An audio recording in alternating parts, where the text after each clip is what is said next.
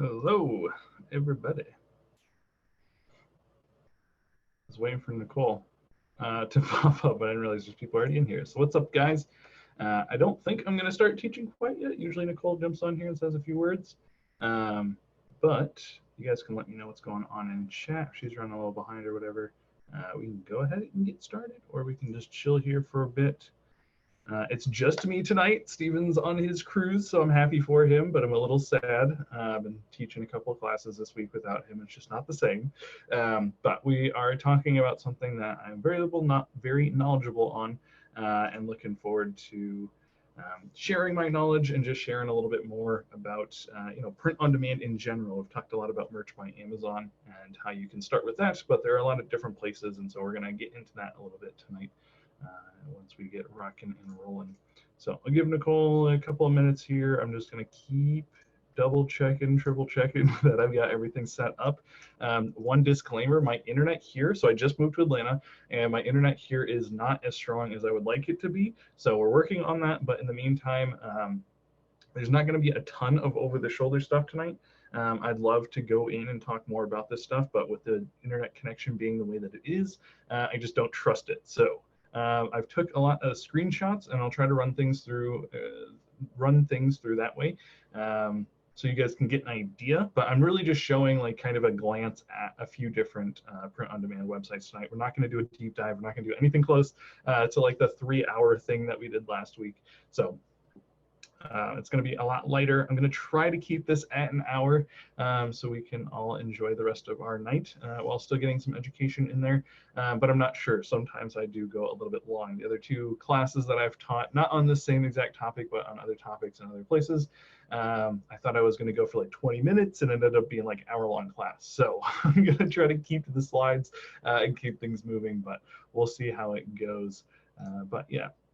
I don't know if anyone has heard from Nicole. You guys can let me know. Also, if you can just type in chat real quick if I sound okay. Hopefully it's not breaking up too much. Hey, there you are, Nicole. How's it going? I'm okay. So let's see who is. I uploaded 2 shirt designs today and packed up 3 boxes of inventory. Go, Kelly. Go, Kelly. All right, Kelly's getting after it. I'm ready for print on demand. This is going to be exciting. So we are going to sing Happy Birthday to Miss Hazel. Let me make sure everybody can unmute, because I'm not going to be the only today. Everybody's got to participate in the song, and there you go. All right, so we're going to sing to Miss Hazel Gates, who is one of our amazing eCom Sellers Academy members. Here we go. Happy birthday to you. Happy birthday to you. Happy birthday, dear Hazel. Happy Happy birthday. That was hilarious. Great. Oh, that was hilarious and great. All right, let me go mute everybody back. Yay. Yay, that was great. September is a good birthday month, Hazel. It is. Okay, so before we actually start the recording, we are going to ask questions for this go around. So before we get into this, I'm gonna allow you guys to unmute yourselves, and I'm gonna mute myself, but I'll still be here. And let's go ahead and ask Nate any questions. So the format is the same. Ask questions at the beginning, ask questions at the end, but let's go ahead and ask Nate any questions we had from last week, so we can get those items resolved and addressed, and then move on to this week after that beautiful serenade. All right, so I'm going to mute myself. Unmute you guys yourselves, and go ahead and ask Nate your question. Yeah, and I'm looking at chat too, so if you guys want to type in your questions, I can take them there as well. I know we covered a ton of stuff last week, so feel free to fire away. There might be some things I might have to defer when Steven gets back, but I'll try my best.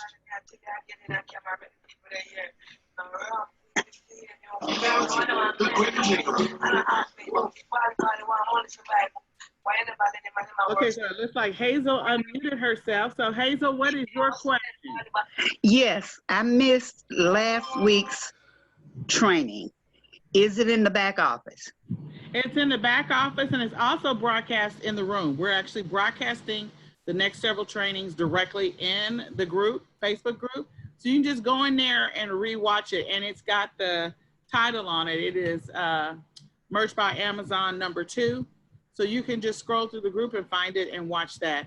The objective is that hopefully you've applied for your merch account, and now we're moving to the next place where you're ready to follow the instructions that Nate gave us last week. I did apply, but I have not heard back. Okay. Well, feel free to follow up with them.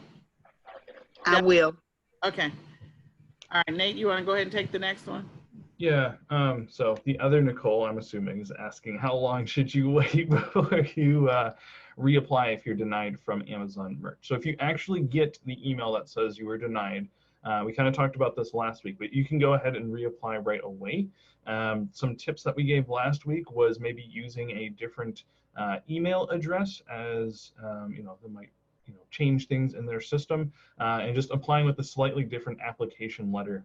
We did give out that one on the first week that we've just had some people use and actually get access this month. Actually, they were able to do that.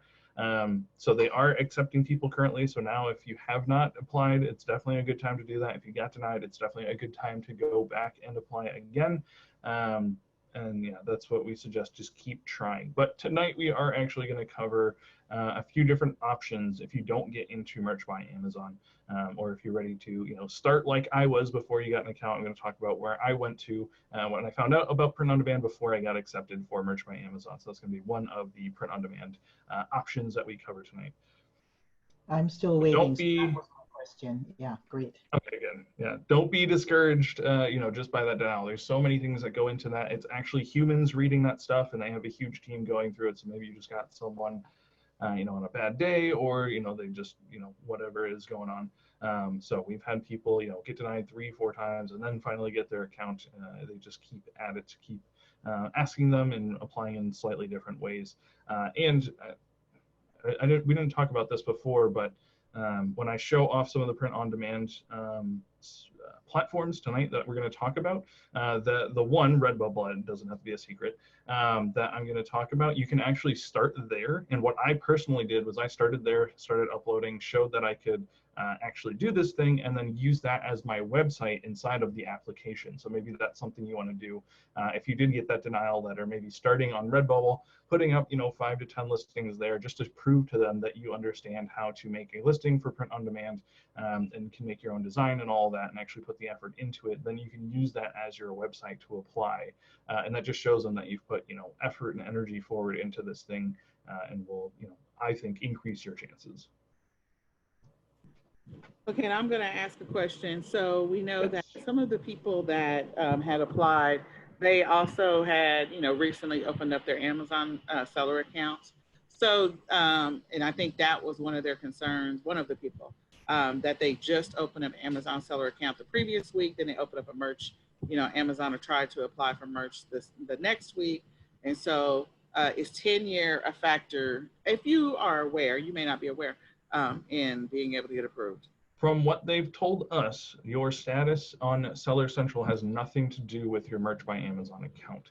So they're not actually tied together in any way. Even if you use the same exact email, those two accounts are completely separate. So we've known people that have gotten, their Merch by Amazon account taken away, and that has not affected their Seller Central, account, and vice versa. So they're not actually linked in any way. And that's what they told us maybe 2 years ago, was when we had like an actual conference to sit down with someone from Merch by Amazon and heard that information. So I wouldn't worry about that. If you just applied for your Seller Central account and you got that, that's awesome. You can still apply for a merch account, and there's not going to be any problems. Okay. Yeah. And the last question I have before we go ahead and start, and we are going to start, and let me check in the Facebook group to see if there are any questions posted there. I did not check that, so let me just check real quick.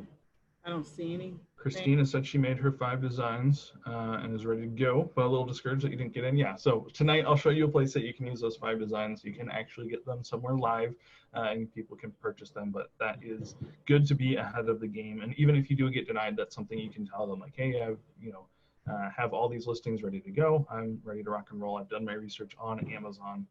just again, showing that you've put some energy and effort into this, I think is a big concern of theirs. Of like, they want to be giving people accounts that are actually going to use them, and they're not just going to sit empty. So that's what they want to know. So if you already tell them like, hey, I've already got this stuff going on, that's a real big plus for you. All right, and so some of the companies you're going to be mentioning tonight, do you have affiliate links for those? Because I know we have some affiliate links because, like I said, I have a print-on-demand account. There you go, Nicole. You're not so dark. We don't have affiliate links, but I mean, you can feel free to post yours. I don't have like a bunch of links to post tonight, so if you see the ones that we're talking about and you want to post your affiliate links, you can go ahead and do that. All right, well, I was giving you opportunity there, Dave. Nicole is just making the opportunity. So if you decide you want to come back, since you're already in the group, you can post your affiliate links if you want to.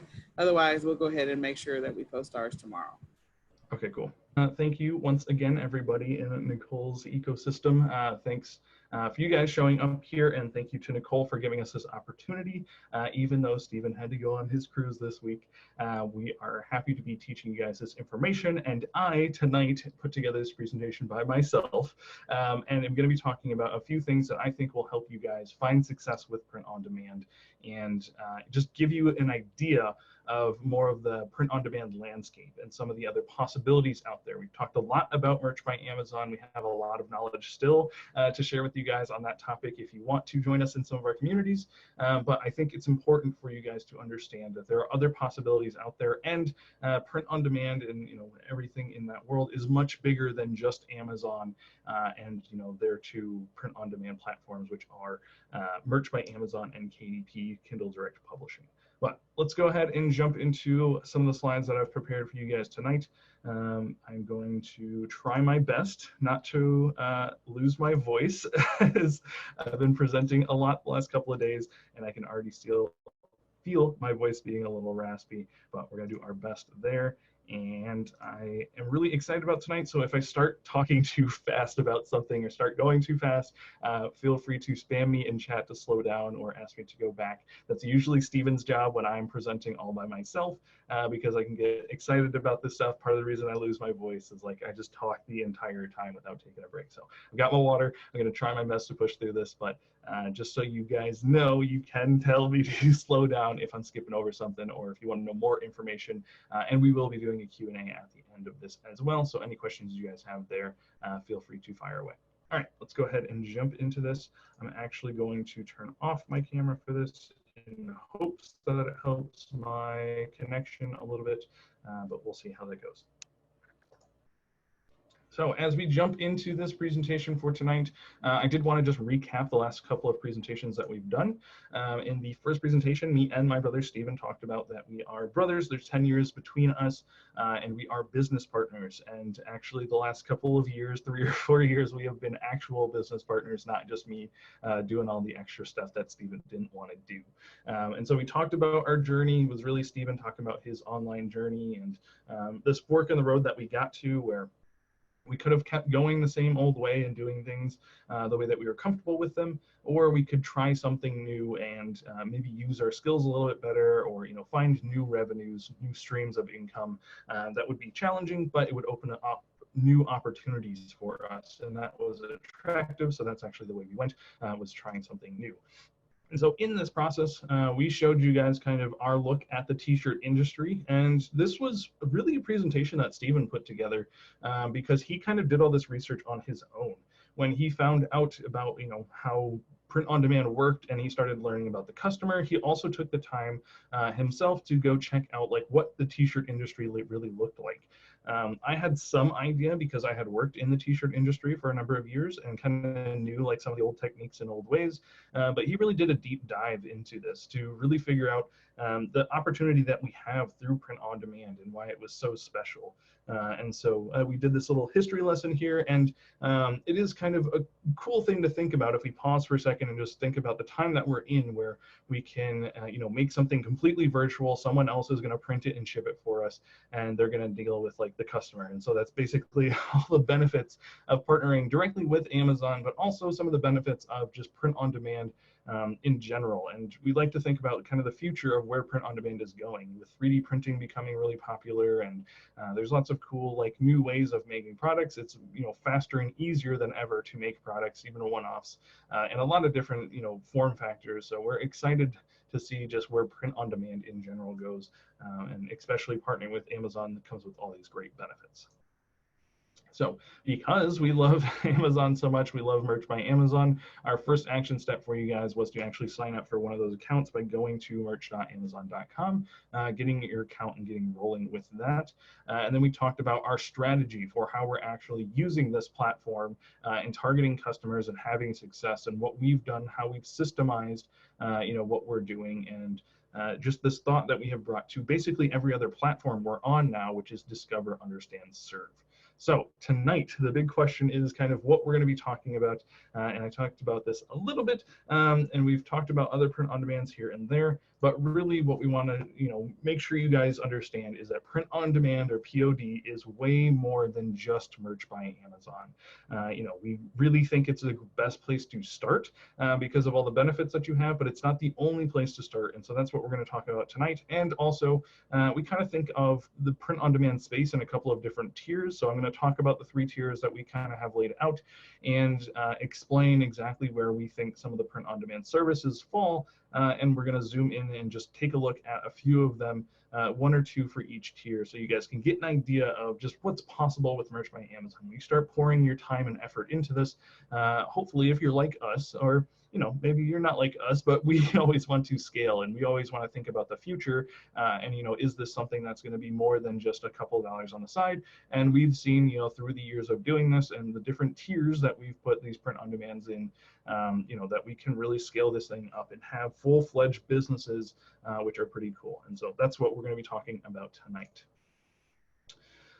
So to, again, hammer home this idea that print on demand is more than just Merch by Amazon, we talked about designs and keywords, and how we can put those designs and keywords on products. And this works great to just put it on whatever platform you're starting on. And we talked again a lot about Merch by Amazon, so this is kind of the flow, or the way that we see things working for a print on demand business. You find those designs, you find those keywords, you put them on a product. It doesn't just have to be t-shirts, and that goes onto the platform or the marketplace that you're selling on. But the idea that we want to share with you guys tonight, and even next week, as we talk about a little bit more expanding next week, is what if we were able to put these designs and keywords on products on multiple different platforms, and not just staying just with Amazon or just with Merch by Amazon. Excuse me. And so, this idea of putting designs and keywords together, we call those assets. And so this is kind of a little visual that we like to show off, saying that you're putting this design and keyword not just in a product, but if you actually put this in a box and kind of store it, then this is an asset that you can use in multiple different places. And that becomes really exciting when you start thinking about all the ways that you can scale this. And we have a full team that's working on designs, we have a full team that's working on keywords, and we have a full team working on listing these assets in multiple different places and understanding all the different platforms. So it's very exciting where we're at now, where we have a lot of people helping us to really grow this print on demand business that we have. And it's no longer just me doing design, Steven doing the keywords, and then us struggling together to make the listings and find like some consistency in that world. So we just want you guys to take a little mental screenshot of this, or a mental snapshot of this, that you're just, this is what you're really doing when you're creating listings, whether it be for Merch by Amazon or KDP or any of those other print on demand platforms out there, is that you're putting designs and keywords together in this asset box, and that you can use those in more than just one place. Even if it seems unlikely that you could take things that you're using on a t-shirt and use them for a book, we tell you that we are doing it. We have done it. We've taught other people how to do that. And we've seen a lot of people have success with this mindset of, we're doing more than just t-shirt reselling. research. We're really trying to target those customers and create assets. And once you can do that, you can list this information on a lot of different products, on a lot of different platforms. And that's when it becomes much easier to scale. And that's why we really loved what we taught last week, because that's teaching you a really unique skill set to be able to really look at those customers, target in on them, find out what they want, what they like, and provide products for them. And so that's going to be something we touch on a little bit more tonight. But before we jump into all that, I just want to break down kind of how the rest of this presentation is going to go. So I told you guys what assets are, at least the way that we see assets inside of this print-on-demand space. And so we're going to be talking more about leveraging your assets and really understanding the opportunity that you have to leverage these assets that you're making, or the listings that you're making on Merch by Amazon. You can view them as more than just, I put my time and effort into this and now I have, this many listings on Merch by Amazon, but you could really have assets that you can use all over the place, which is really cool. And so a big part of that is understanding the other print-on-demand platforms that are out there. Like I said, we have a tier system that we kind of have laid them out in tonight, and I'm going to show some over-the-shoulder stuff, some in-slide stuff about each of those platforms, and talk about the pros and cons of those. And I'm excited to show off just different places to start if you haven't been able to get your Merch by Amazon account yet, but also different opportunities that are out there, and hopefully seeing a little bit into the future of what is possible will get you guys excited to start now and put effort into this. And so with all of that being said, this is the one thing that I have realized is the most impactful for anyone who wants to start a print-on-demand business, is consistency. I have seen this, take people really far, and I've seen it, hurt some people that haven't been consistent through all the teaching that we've done, even, meeting people in person and trying to help them come up with like systems and, formulas and ways of doing things. We've found the most important thing is if they can be consistent.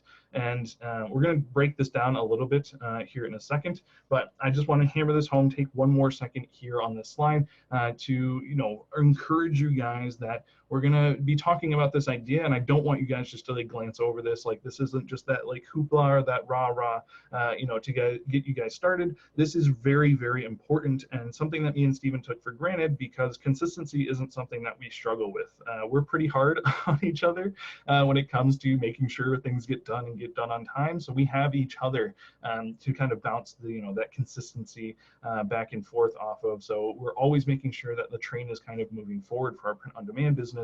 But we fully understand when you're doing something like this by yourself, it can be hard. We've had people, family members, saying like, oh, you guys shouldn't be doing that, you're wasting your time, and all that stuff can start to weigh on you if you don't have a good team around you, or if you're just trying to do this on your own. So I am here tonight to highly encourage you guys to be consistent with this business, and we're going to talk a little bit how you can do that, and a little bit more of why it's so important, or why I feel like it's my, my burden that I carry to show you guys that consistency is really the thing that's going to help you guys have success in the print-on-demand world.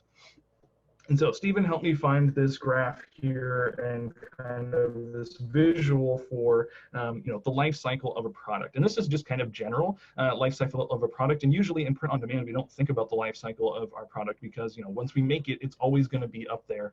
As long as it has its sale, it lives up there for life. If we don't have a sale, then it's got 90 days before it gets pulled down, at least for Merch by Amazon.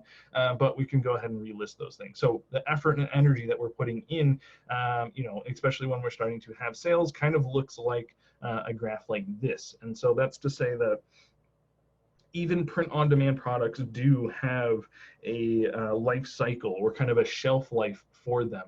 We don't ever have to reorder them, but just the relevancy that that product has will go up and down. And we're going to talk about a few examples of that. But I just wanted to talk about this graph particularly because this is, the normal, kind of graph of sales for a Merch by Amazon shirt or any kind of print-on-demand product. So when you first list it, if you're starting to have some sales, it's going to grow. Again, I'll use Amazon as most of my examples here tonight, but Amazon really loves to see a product that's selling, and once they see a product has proven itself and is going to sell, they try to put it in front of more customers. And so Amazon gives it this boost, and when it starts growing, it kind of gets to this apex.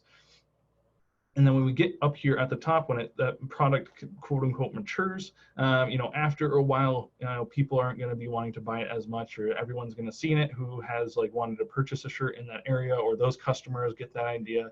Now they're looking for something fresh and new. And so this is going to start to decline. It might not go all the way down, to nothing, but it is going to have a peak and it's going to decline from where it once was. And so to show this a little bit more practically, I love to give examples for any kind of like abstract thing like this that we talk about. I went ahead and pulled 3 different shirts that are for kind of 3 different markets, or 3 different trends that went on, or whatever you have here. So I'm going to talk about kind of the life cycle of each one of these and showing graphs that talk about each one of those. So this first graph is going to be for this I Heart New York shirt, and this is a natural graph, or what me and Stephen refer to as the natural graph. So let me just explain what's going on here before I actually talk about the data on this graph. So this was from Google Trends, which you can see up here in the right-hand corner, and I typed in I love New York, which is what this shirt is. And so the reason that we look on Google Trends, this is actually something Stephen figured out, is while this doesn't accurately or exactly match the sales that happen on Amazon, it's a good representation of how people are searching on the online. In Amazon, if you're typing in any type of product that they sell, has really good SEO, and they've paid millions and millions of dollars to make sure that when someone searches something on Google, they're probably going to see that it's available on Amazon if Amazon is selling it. So this gives us a good representation of just at least when people were looking for these types of products. It's not an exact science to say, even the numbers here from Google Trends aren't exact, but it's just to give you an idea of kind of the timeline, and to show off that that graph that we just showed at the beginning is fairly true. When this shirt started getting talked about, it was jumping up on down in popularity, but then it had these 2 huge spikes, probably in Christmas, and this is December 2007. So again, this is Q4 or Christmas of that year, and this is probably Q4 or Christmas of the year before it.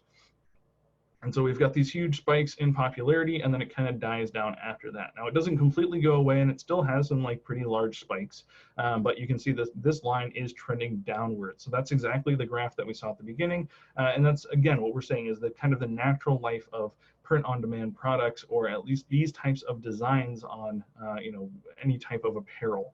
They kind of have this popularity curve. So if you were the person who made this design and you're the first one to come up with I Heart New York, you'd be really happy here, and you'd be overjoyed when you start to see that this is like probably the #1 search shirt for that year of December 2007.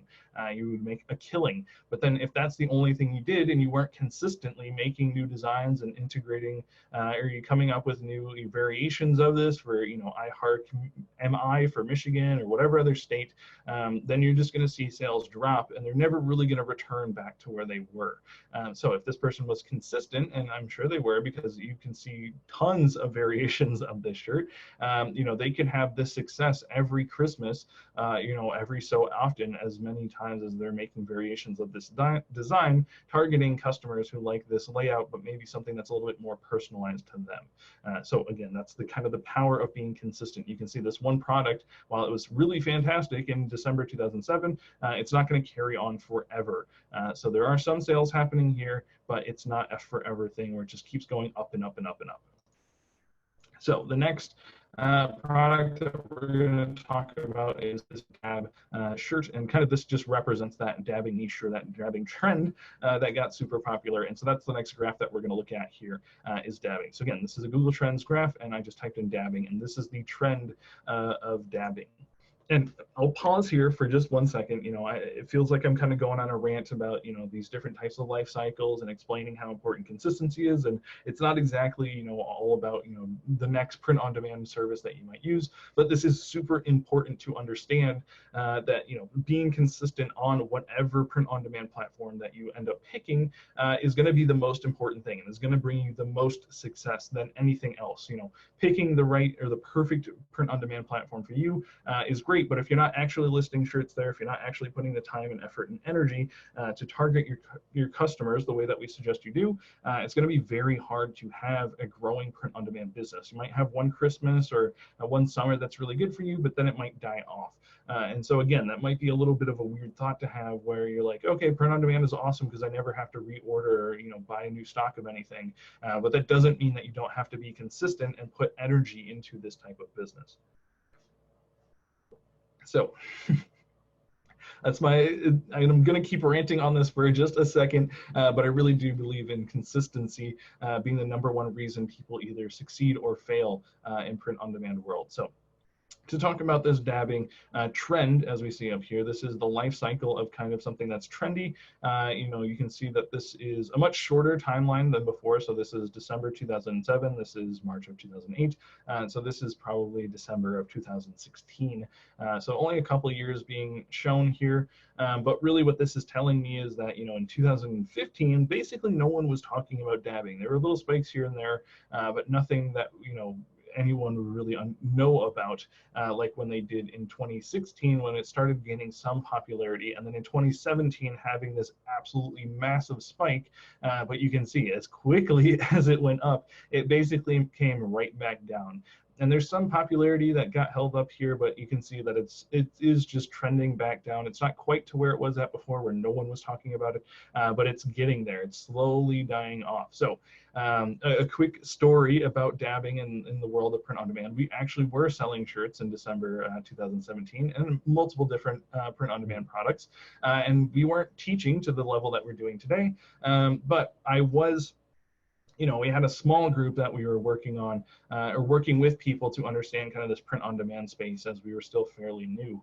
And what happened was this Christmas, or this Q4 rather, we started to realize how popular dabbing was. So we basically said to everyone who was selling products at that time, hey, if you go and look at any sales that you've had in the last year and you throw dabbing into that design or create a new design with dabbing in it, you're probably going to have more success that way. And that was absolutely true. So that was a really fun trend to ride, as we just like took everything that we're talking about. So last week we showed off like quad bike racing. So we would have like quad bike racing, and the guy on the bike would have been dabbing. So basically anything that we could mash up with this dabbing idea, we did, because we saw this trend was just so hot, and there was just this huge spike where everyone wanted, you know, stuff with dabbing on it. And so that's kind of the life cycle of a trend, though, because now that's definitely not a strategy that we're doing. I personally made a dabbing shirt, or had my team make a dabbing shirt, you know, in probably a year or two now, because it's just not the same popularity of what it once was. So again, staying consistent. If we started making shirts, you know, in December 2007, and we heard that tip, we were like, oh man, we just have to put dabbing on everything, it will be good.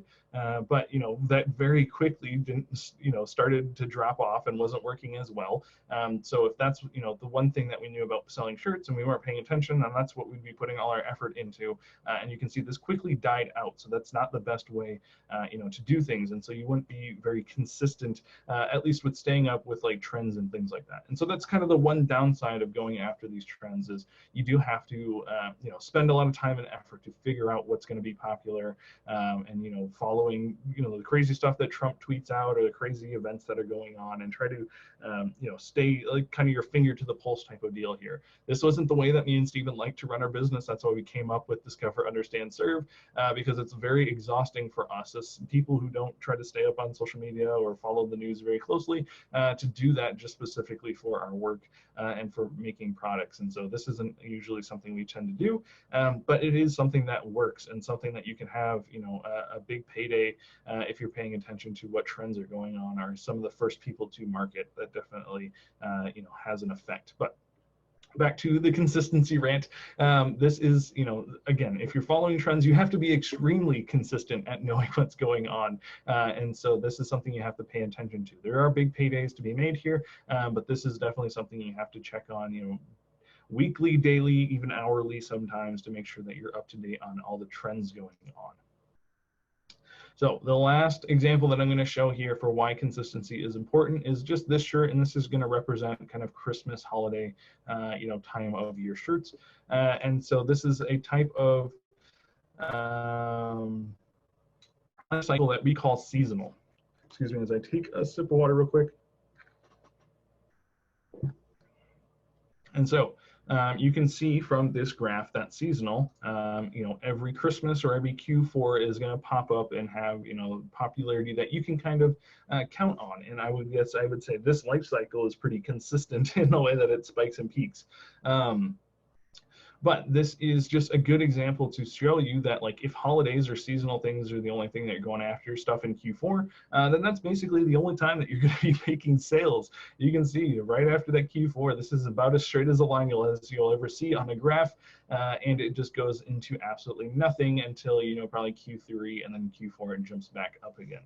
So if you're going to only do seasonal things, if you ever only want to do like evergreen ideas, make sure you're not just focusing Q4. You want these spikes happening every quarter of the year, and so spreading out, what you're doing research on and the type of niches that your customers that you're going after is very important. But again, if you're just putting this one shirt up, you might have, some Christmases that are better than others.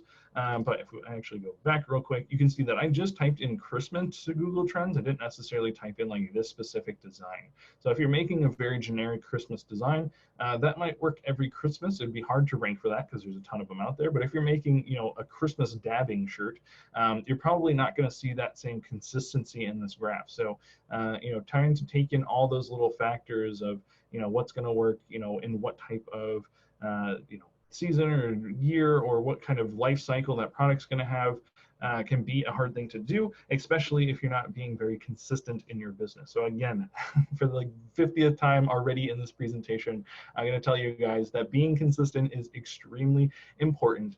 And here's a few reasons why. As we're looking at all these graphs in just one place, all of them do tend to trend down after a while. Seasonal is the one that keeps spiking up, but again, that's for a very generic term. That's not like a specific Christmas dabbing or Christmas racing or any of those terms. They might have some similar popularity every year, but they're not going to be, all year, every year, always growing, always on the rise. So these are things that we have to take in mind, that yes, print on demand is great because you don't have to reorder, you don't have to, place large orders or put a bunch of upfront money for anything, but products do have a life cycle. And another last couple of reasons that I want to talk about why consistency is important is that Amazon, if that's the marketplace you're choosing to sell on, things are always changing over there. So the search engine is changing. The way that we find, those landing zones has to change ever so slightly over the years. And especially like their terms of service have changed over the years. It's not drastically, it's not every week you come back and there's new things that are allowed and not allowed, but they do change over the years. And there was just a big update put out at the beginning of this month that even changed the way that we make our listings now. So some of the tools and tips and tricks that we had before just don't work anymore. And it's kind of for our benefit now. That's actually made things easier. Thank you, Amazon. But just staying consistent, we get to stay on top of all those things and make sure that our business is going to keep growing and doesn't have, any huge hiccups where we're going to have to like stop production and let people go and all those terrible things that we don't want to do, because we are trying to stay as consistent as possible. And it definitely helps that it's me and Steven doing this business together most of the time, as he's on vacation this week. But it's just kind of a mindset that you have to get into, or it's something you have to build into your system, as we're going to talk about that more next week, that consistency is going to be the thing that definitely helps you grow the most. So, okay, I've said consistency like 1,000 times now, and I just want to kind of transition into something that is closely related, but not exactly the same. And so that's talking about the multiple paths to consistency. So I've talked about, I've hopefully imprinted on you guys how important being consistent is. And then we're going to talk about a few ways that you can actually achieve consistency in your print on demand business. So there's multiple paths here. Steven really likes this picture of just this person who's confused.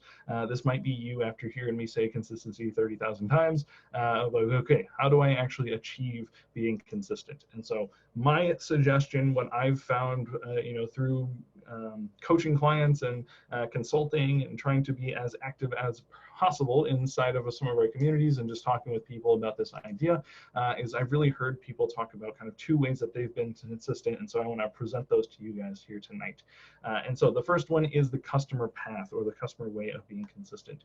And this is thinking about the customers that you're going after. If you very clearly have kind of this avatar in mind that you're making these products for, then we highly suggest the customer path. And I'm going to break that down in just a second, but I want to talk about the second path that we see people going down to find consistency, and that's the platform path.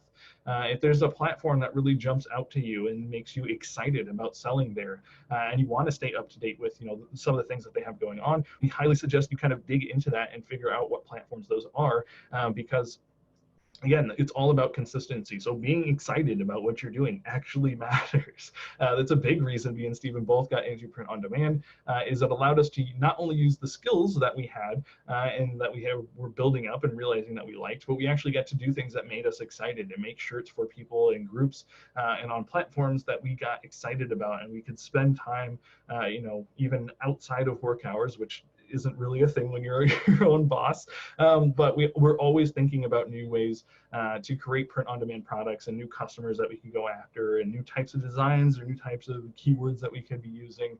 So being excited about something, always kind of having in the back of your head, you know, is an important part and will definitely help you be consistent when it's something you enjoy.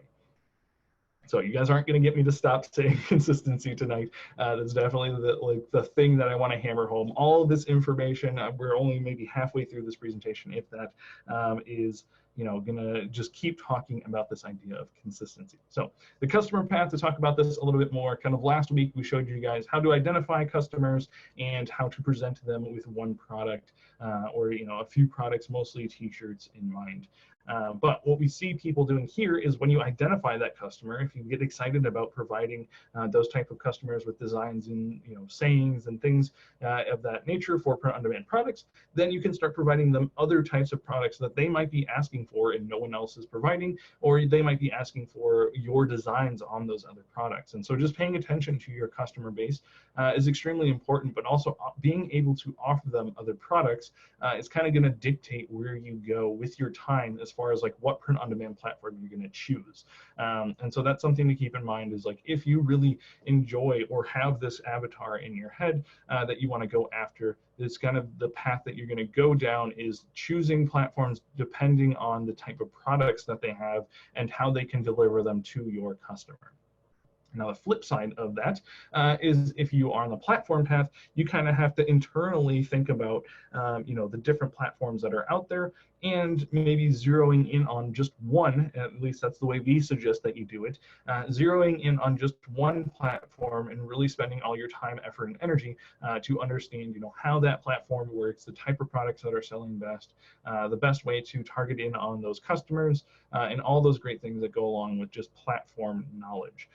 And so that's kind of the two different pathways that you can go down, whether you're thinking about your customer and you're just going to go to whatever platform you can to find those products, or you're going to be going to your platform and really studying the platform and, you know, trying to figure out, you know, how they rank keywords and how keywords work for that platform and what type of designs sell best there and all those different type of things. So those are kind of two paths that we see people going down to find consistency, and, you know, two paths that we see people actively taking to actually be consistent. So they're not just trying. Usually when they figure this out, they've usually achieved some you know, level of consistency and are starting to see some success and consistency success. Sorry, that's a tongue twister, because they've identified either it's the customer that really motivates them and drives them, or it's the platform that they're selling on that they're really enjoying.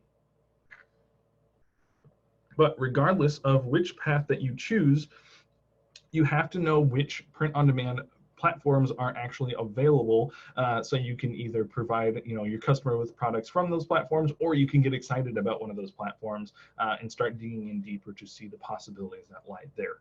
And so that now is what we're going to talk about, is the different types of print-on-demand platforms. And as I said a couple of times, we kind of have a ranking system or a tier system, as we call it here.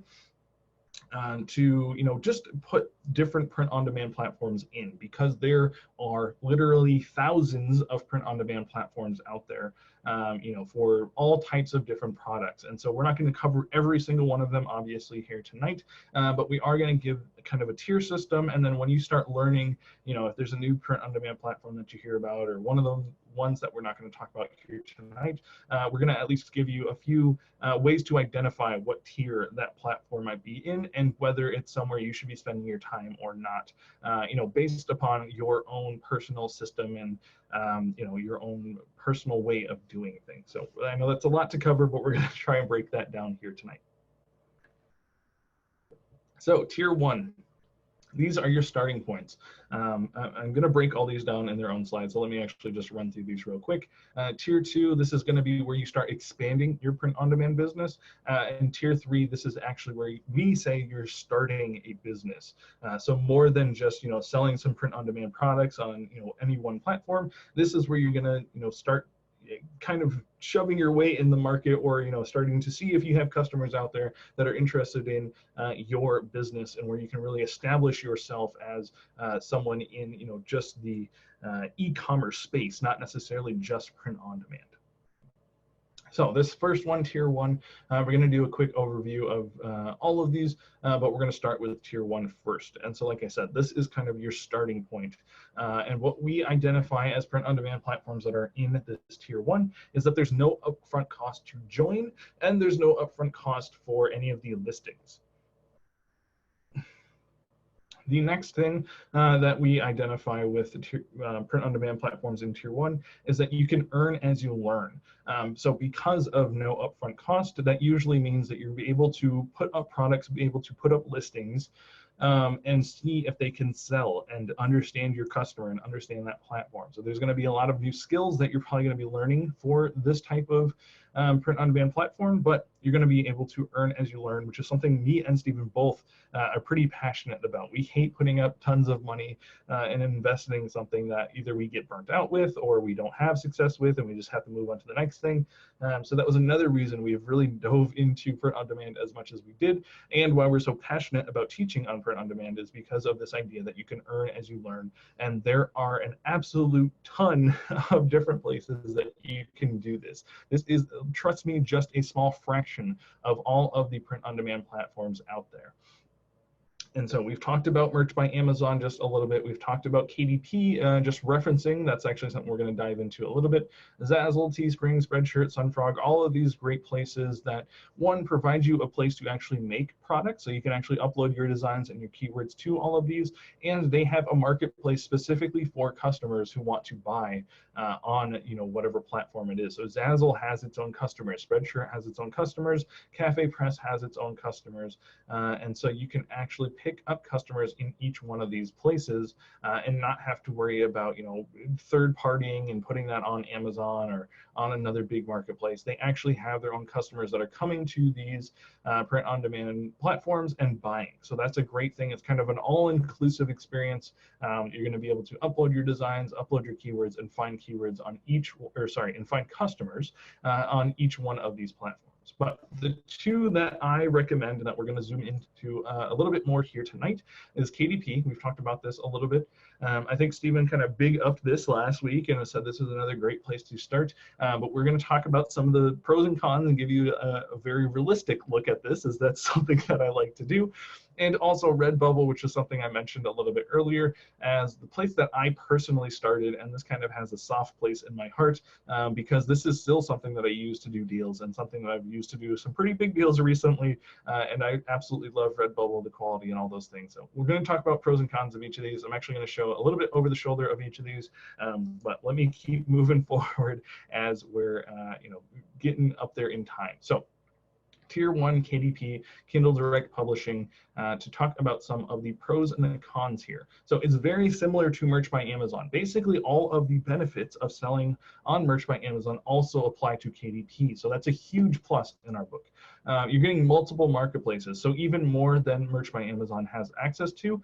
You actually have China and a bunch of other marketplaces. Stephen has a book that's selling really well in China that I think is in English, and we don't quite understand why it's selling so well over there. But you do have access to all those marketplaces, and they're pretty integrated. It's not too hard to push them to all those different marketplaces, which is really cool. And you know, you might hear Kindle Direct Publishing and think, oh my gosh, who's got the time to like write out a full book or come up with book concepts or you know, anything like that. But one of the pros that we're actually going to talk about here is that you can do a low to no content book. And so basically what this means is things like journals or coloring books or joke books or puzzles and all those types of things that aren't necessarily like you know, you're writing out your thoughts or you're writing out, you know, some summary of something, but rather a low to no content book that has, you know, a ton of pages, just slightly different things, or even a journal. It could be just lined pages in that journal, and you're just changing the cover because, you know, that's how people want their journals. They don't want the inside with anything on them. They just want a cool cover to look at. And so that's one of the things that we're able to do with KDP. And that's how I talked about a little bit before, you know, using some of the designs that we're using for, you know, t-shirts and hoodies and other products and actually putting them on books, because we're just calling those like, you know, racing person journal or whatever, using that same concept to actually make a book for KDP and upload that there. So again, that's a way that we're using our asset in more than just one place. But to talk about some of the cons, and KDP definitely has some cons, it has a very lengthy listing process, and that's something that's something I'm going to show in the over the shoulder. I'm going to try and show it with actually clicking through things, but again, my internet might be a little touchy, so I might not be able to do that tonight. So I've got the screen grabs just in case as a backup. But the second part of that is that there's lots to learn about KDP, and there's lots of skills and you know, stuff that you might not be familiar with, because it's a pretty technical process. And that's actually our last con for this area. And that's a pretty serious con if that's not something you're comfortable talking about, like bleed and cover size and, you know, how the internal pages look and the page color and, you know, how the page number actually affects the cover size. Like, there's a lot of technical stuff going on here. And there's definitely ways to learn this. I don't want to make it sound like too overwhelming if this is something that you're interested in. If you're passionate about books, you know, you can do it. Trust me, we just taught my mother to use KDP because she loves book buying and she loves books in general. So now she's making her own books and she's just as happy as could be, even messaging me and Steven at like 1 a.m. in the morning asking us for advice, or, you know, she had this great idea and she wants to get it now onto a book. So it is something you can learn to do, but it is a pretty technical process. So just be aware of that. So to take an over-the-shoulder look at this, I'm going to attempt to show this actually live here. But again, if you guys could let me know in chat if this is going to slow up or if anything kind of gets out of whack here, that would be highly appreciated. Let me just make sure I have chat actually open so I can see it. All right, cool. So this is KDP. You can sign up for an account today. You can get your account today. It's not like Merch by Amazon. You have to apply and wait and get all that stuff back. They will let anyone get a Kindle Direct Publishing account. But again, be warned that this is a pretty technical process. So it's not going to be like a Merch by Amazon shirt where you can kind of just make a design in Spark and find a few random keywords and throw it up and see how it does. This process is a lot more technical, and there's just a lot of more steps into learning what we're doing. Yes, I can make this a little bit bigger. That's a good point. Thank you. Okay. So I'm not going to show this whole process. I'm not going to go through this whole thing. This was an example that I made just a little bit earlier to show you guys what is possible. But I really just want to show you what making a book inside of KDP looks like. And if you're still excited about this, I highly encourage you to go check this out. And you can, again, join one of our communities and we can point you in the right direction to start learning more about this. But I want you to at least have an idea of what creating a listing here looks like. So you're going to choose your language. You're going to make your book title and subtitle, which is optional. A series, if you know this is a book in a series, you can actually identify it like that. Here, the editor or edition number, again, if you're changing edition, that's something you can do. But usually these are not, you know, areas that we're filling in for. I'm doing an elephant journal here, so this would be definitely a low to no content book. This is just going to be a lined page journal with, you know, a fancy cover thrown on the front. And so you've got your author name. You can put whatever you want here. Contributors, if you want to add, multiple people helps you write this. And this is where you start adding some of your keywords. So your description, this is, something, even learning how to put these tags in so some of your keywords look a little bit different. That's an important thing to do, again, to emotionally attach ourselves to people who are reading this stuff and increase our chances of having success. It's going to ask you who owns the work. Is it public domain work, or is it something you made yourself? And then this is another area for several keywords that are going to describe your book. So more keywords in this area, and then you pick a category, and this is a whole long thing in itself of knowing exactly where to put, the type of book that you're writing, and it can go in lots of different places, but that's just, again, somewhere we can point you in a direction if this is something you want to figure out how to do. And so this is just one section of actually making a book. Then you actually get to the paper book content, and if this loads, that would be lovely. It's going to ask me to sign in. Nope. There we go. You can see we have lots of stuff going on. So we sign in, and then it's going to ask us, a whole page worth of other questions. So it's going to ask us for the ISBN. Luckily now, because this is, Amazon's kind of second attempt at doing this, they actually allow us to tap into their network and use their ISBNs, and we don't have to buy our own anymore, which is really nice. So they cut out some cost for us there.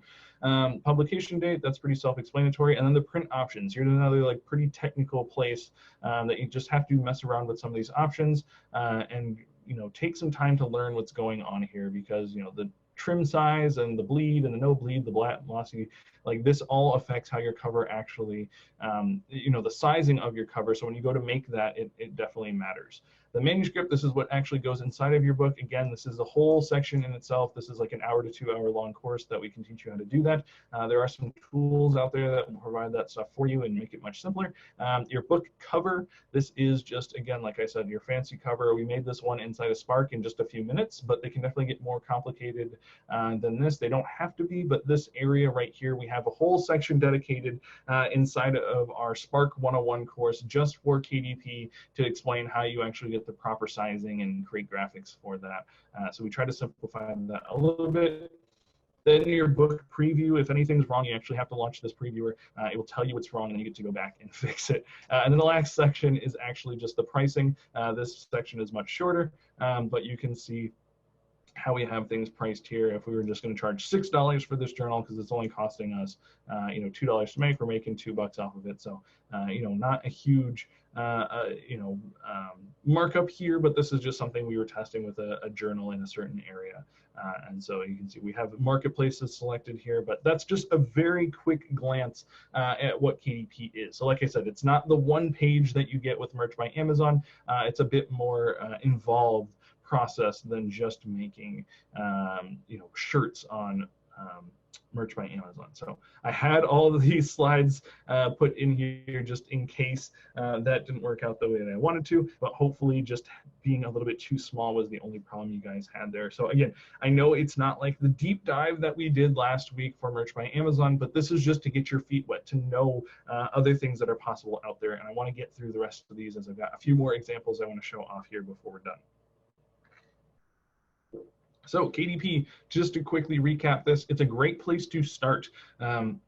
This is something that gets you excited. Again, remembering that consistency is the most important thing. If creating your own book and knowing that you're going to make something digitally, and that's going to be a physical product that you can go out and buy or sell to other people, more importantly, if that's what gets you excited, know that it's a lot like Merch by Amazon with all of the benefits that it has. It's a little bit more technical, but you can definitely do this if this is something that gets you excited and is going to help you be consistent.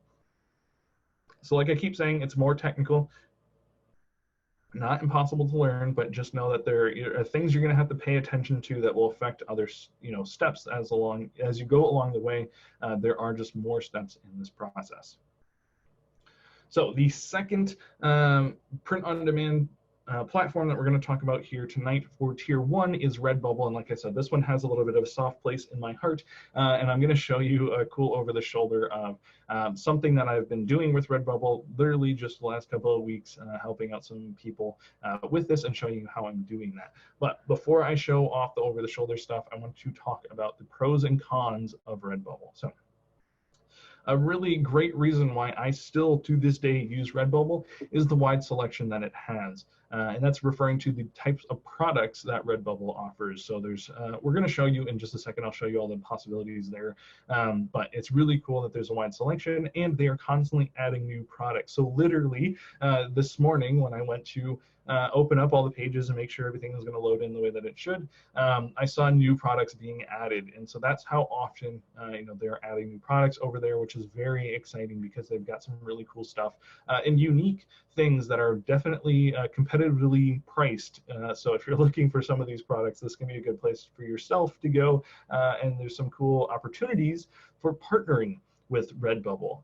I've actually made kind of a second business for myself just with partnering with people inside of Redbubble. So that's not me driving any traffic, that's not even making any designs or doing keyword research. That's literally me going out and finding people locally as I travel all over the place that would find having a service like this useful and talking to them what that would look like and setting up all kinds of cool deals and partnerships thanks to Redbubble. And it's opened up a lot of doors for me and a lot of opportunities. So some cons of Redbubble. There is less organic traffic, and this is directly in comparison to Amazon. It's extremely hard to compete with Amazon on traffic as they're just the most trusted and biggest online marketplace out there. But know that going into this, while you can make some sales here, it's nowhere near the number of sales that we are having directly on Amazon. So it's a great place to, again, start because you can sign up for a Redbubble account today and get started within a matter of minutes, listing any type of product that you want. But you're going to have less organic traffic over there.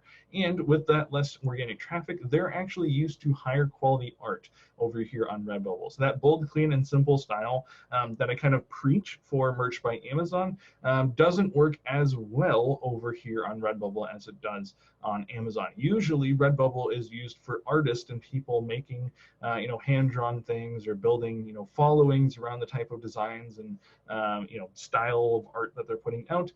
Usually this is where they're listing some of their products. So their customers are, it's less than Amazon and they're used to higher quality art. So that's a few of the cons. The last con I want to talk about is the poor customer service.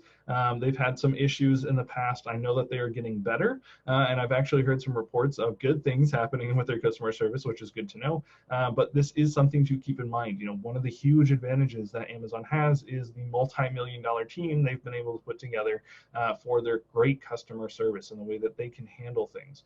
Redbubble just isn't to that size. It's really hard to get in touch with people if there's needs to be returns or anything like that, and that can reflect poorly on us as people selling products over there. So something to keep in mind. Again, I don't tell you any of this stuff to drive you away from Redbubble or drive you away from trying this, but I like to give a very real look at what selling on one of these platforms can be. And so knowing the cons going into it, I think is super helpful, especially, again, like I said, trying to see which one of these platforms is going to get you excited and help you be consistent.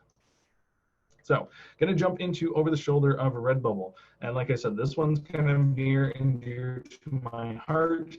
This was a deal that I was able to put together just a few weeks ago as I was in Michigan, which is actually my hometown where I was born and raised. And A3OG is the church that I grew up going to, and they have a new youth logo for their young adult, or sorry, for their teenagers in the church, their youth group in the church, I should say. And so they came to me knowing that I'm someone who travels all over the place and has talked about, merch and all this stuff.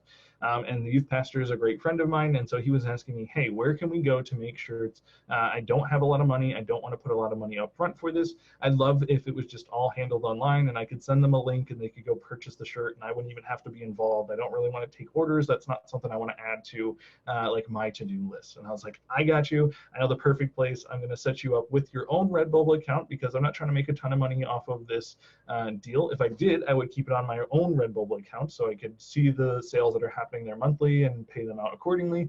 But one of the reasons this is so great for partnerships is because, again, it's super easy to sign up for an account. All you need is your email and your name, and then to go in and put all your tax identification numbers and stuff in there so they can actually pay you. But outside of that, it's super easy to sign up for an account, and I can actually set it up for someone else and list their products here.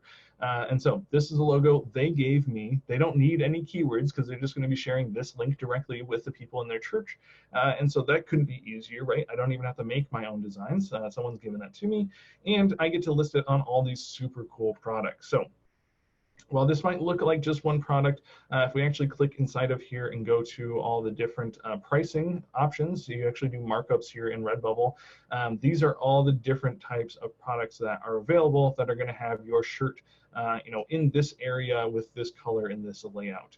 And so the editor for this should look fairly familiar from Merch by Amazon. Amazon pretty much ripped this idea from Redbubble, which I don't blame them. It's very effective and a really nice way to make listings for print on demand. But know that this is just the tip of the iceberg with this platform, is doing shirts and apparel. And so as we scroll down, you'll start to see some of the different patterns that they can do. This is actually their logo, just slides down and made in this like crazy graphic tee dress. That's something they wanted to try out, see if anyone was interested in it. There's basically no harm, no foul here. If no one likes it, it didn't cost them any money. It was just something they wanted to try out. You can do stickers here. You can do A-line dresses. You can do phone cases with all kinds of cool, again, different layouts, and you can resize this stuff. It's all very intuitive to just start clicking around in here and moving things in ways that you think look cool. I'm gonna have to go back and fix some of this stuff as I'm messing around with it here, but I want to show you guys some of the functionality. So again, a different type of phone case even. They've got pillows and floor pillows and all kinds of prints, cards, and posters. They've got pouches and laptop sleeves. Like, you guys can start reading some of this stuff. And they even tell you the type of things that are coming soon. So the comforters, the shower curtains, all of this stuff that's in this section here is coming soon. So that's really cool to see. We can already get like a little mock-up view of what that might look like. We've got mugs and different travel mugs, leggings, which is actually something that has sold some of our clients, just the ability to make their own print-on-demand leggings without much hassle. That's a really big deal for some people. They've got scarves, and so all this really cool stuff. And like I said, they're constantly adding new products. So this morning, just as I was talking about this, again, making sure that everything is loaded properly, they added socks. So how cool is that? This is definitely something that I've used other print-on-demand services for before, because this is something that's highly demanded for some of my clients. And so now the fact that that's going to be integrated with the Redbubble store and they're going to have socks available is a huge selling point for me, and something that I can bring to the people that I'm partnering with and show them, hey, not only can we do water bottles and bath mats and cotton tote bags, but now we can do socks. So that's really cool. I'm very excited about that. Hopefully you guys can hear it in my voice. And it's just a few options here down at the bottom to make your listing go live. But this is super cool. So Redbubble has all of these different products and different variations. And so if this is something that excites you, seeing all the possibilities, all the things that you could possibly put your logo on, I suggest coming here and trying to be consistent here. You're not going to have all the traffic that Amazon has. You're not going to have, maybe the customers that like certain types of designs, like bold, clean, and simple. But you're going to have a really intuitive listing process, and it's going to be a ton of products at your fingertips that you can go out and use in a lot of different ways. So if you're someone who's good at driving traffic, I highly suggest that you check out Redbubble. And again, this is a place that you can start today. Right now, you can go sign up for an account and actually get that and start with, even within minutes, getting those listings up and live on Redbubble's marketplace. Okay, so quick recap of Redbubble. You get the wide selection of products, you get less organic traffic, similar listing experience to Merch by Amazon, and it's great for partnerships. So basically all those things that I just said, but written out for you guys to see here one more time before we move on to tier 2, which is where we suggest that you guys start expanding, or we think is the best place to start expanding. And so some of the characteristics that tier 2 print-on-demand marketplaces have is paid print on demand. So basically there's either going to be an upfront fee that you have to pay, a monthly fee that you have to pay, or some type of listing fee that you're going to have to pay every time you make a listing. And so this is why we say this is a place for expanding, and not necessarily somewhere we suggest you start, because again, me and Steven hate sinking money into stuff that we don't know for a fact is going to bring us money or be a good investment for us. So once we've been making some money on tier 1, that's when we bumped up ourselves to tier 2, to tier 2 and started paying for some of the print-on-demand services out there. And the reason you want to pay for these is because they're more robust, they give you more growth opportunities, and it's more than just one platform. So you're not just stuck with selling either on Redbubble site or Teespring site or even just Amazon. You can actually go multiple different places from one back end, make your products once in one area, and then put them on multiple different marketplaces, which is a huge advantage and a huge time saver.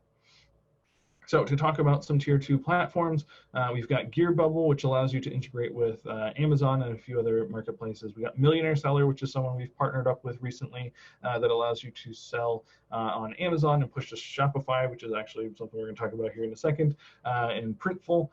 This is a great place. It has a ton of different products that you can actually look at, and MyWare, which is another tier 2 platform that you actually have to pay to be a part of, but has some pretty cool options there. So we're going to zoom in on Printful for this tier 2 section here tonight, and I'm going to just show off very quickly some of the advantages of selling for Printful. And so we're going to talk about the pros and cons for Printful. And you'll see up here that I say Printful with Etsy. As we talked a ton already about Amazon, we want to talk about another marketplace and some of the advantages that you have selling with Etsy. And Printful is actually the easiest print-on-demand service to go to currently to sell on Etsy, which is a pretty unique space in itself. And so that's what the pros and cons are going to be focusing on, the Printful with the Etsy integration. So some pros of selling with Printful through Etsy is that you get to interact with your customers. And this means that you can serve your customers better. So you can actually give them discounts that they've bought a number of times from you, or if they're asking good questions and helping you understand what type of products you should be bringing to market. You can have some cool interactions with people there. So if you like doing some customer service stuff, or if you like having interaction with customers, this is definitely a place that we would suggest you go. A big part of being able to sell on Etsy is people knowing who you are and seeing the vision that you have and why you're putting up designs and a lot of things like that. So that's definitely a huge bonus for anyone who likes interacting with customers. The second pro that I want to bring up is that there's less competition here, which can be a good thing because you're not competing against, all the millions of sellers that, I actually don't know how many people are out there selling print on demand, but I know it's a ton of people. So you just have less competition because going through Printful with Etsy, it's a little bit technical, and so you have to know how to do that. So that's going to, eliminate some of the competition. And Stephen actually likes the fact that there's less competition here because you can actually see all the keywords inside of a listing on Etsy, and so that makes it even easier for him to know exactly how to target customers that he wants to go after. And if you have questions on that, definitely make sure you ask him. But you also have a huge selection of products. So similar to Redbubble, Printful actually has an even bigger catalog of products and different ways that you can get your products made, which is super cool. And I really love working with Printful because they provide the widest range of print-on-demand products, which is very nice. So again, being real, it's not all bonuses and lovely things, but some of the things you have to understand when working with Printful through Etsy is that it does cost money per listing, and so that's specifically speaking about, That's specifically speaking about Etsy. Etsy has a listing, the way they do listings is that your listings expire, and that's after 4 months, but you do actually have to pay upfront money for every single listing that you're going to put on Etsy. So that's something to be aware of. Etsy tries to limit people from just spamming out a ton of different listings and products. They really want you to put some time and effort and thought into what you're putting on their website. So they do charge, and they make their listings expire over time if they don't have any sales. And the last con is something that I did mention. It's technical to set up. So Printful with Etsy, that is a third-party app, Printful, that you're using on a platform, Etsy. And while the integration is fairly straightforward to do, and we have some great training made by one of our friends to show you how to do that, again, it's just one of those technical things that you're going to have to learn a new skills. You might have to learn some new lingo and try to go through that process. Again, we have some good training on that our great friend made. She actually does corporate training videos, so she's very professional and speaks more eloquently than we do, and to help you through that process, because we knew this was a pretty technical thing to do, and we wanted people to have a good resource for doing that. So over the shoulder for Printful, and I'm realizing now I didn't actually pull up Printful, but I just wanted to show off kind of their home page, and again, show off some of the products that they have that maybe Redbubble and definitely a ton of other print-on-demand websites don't have. And so if you guys can see this, hopefully it's loaded all the way in for y'all.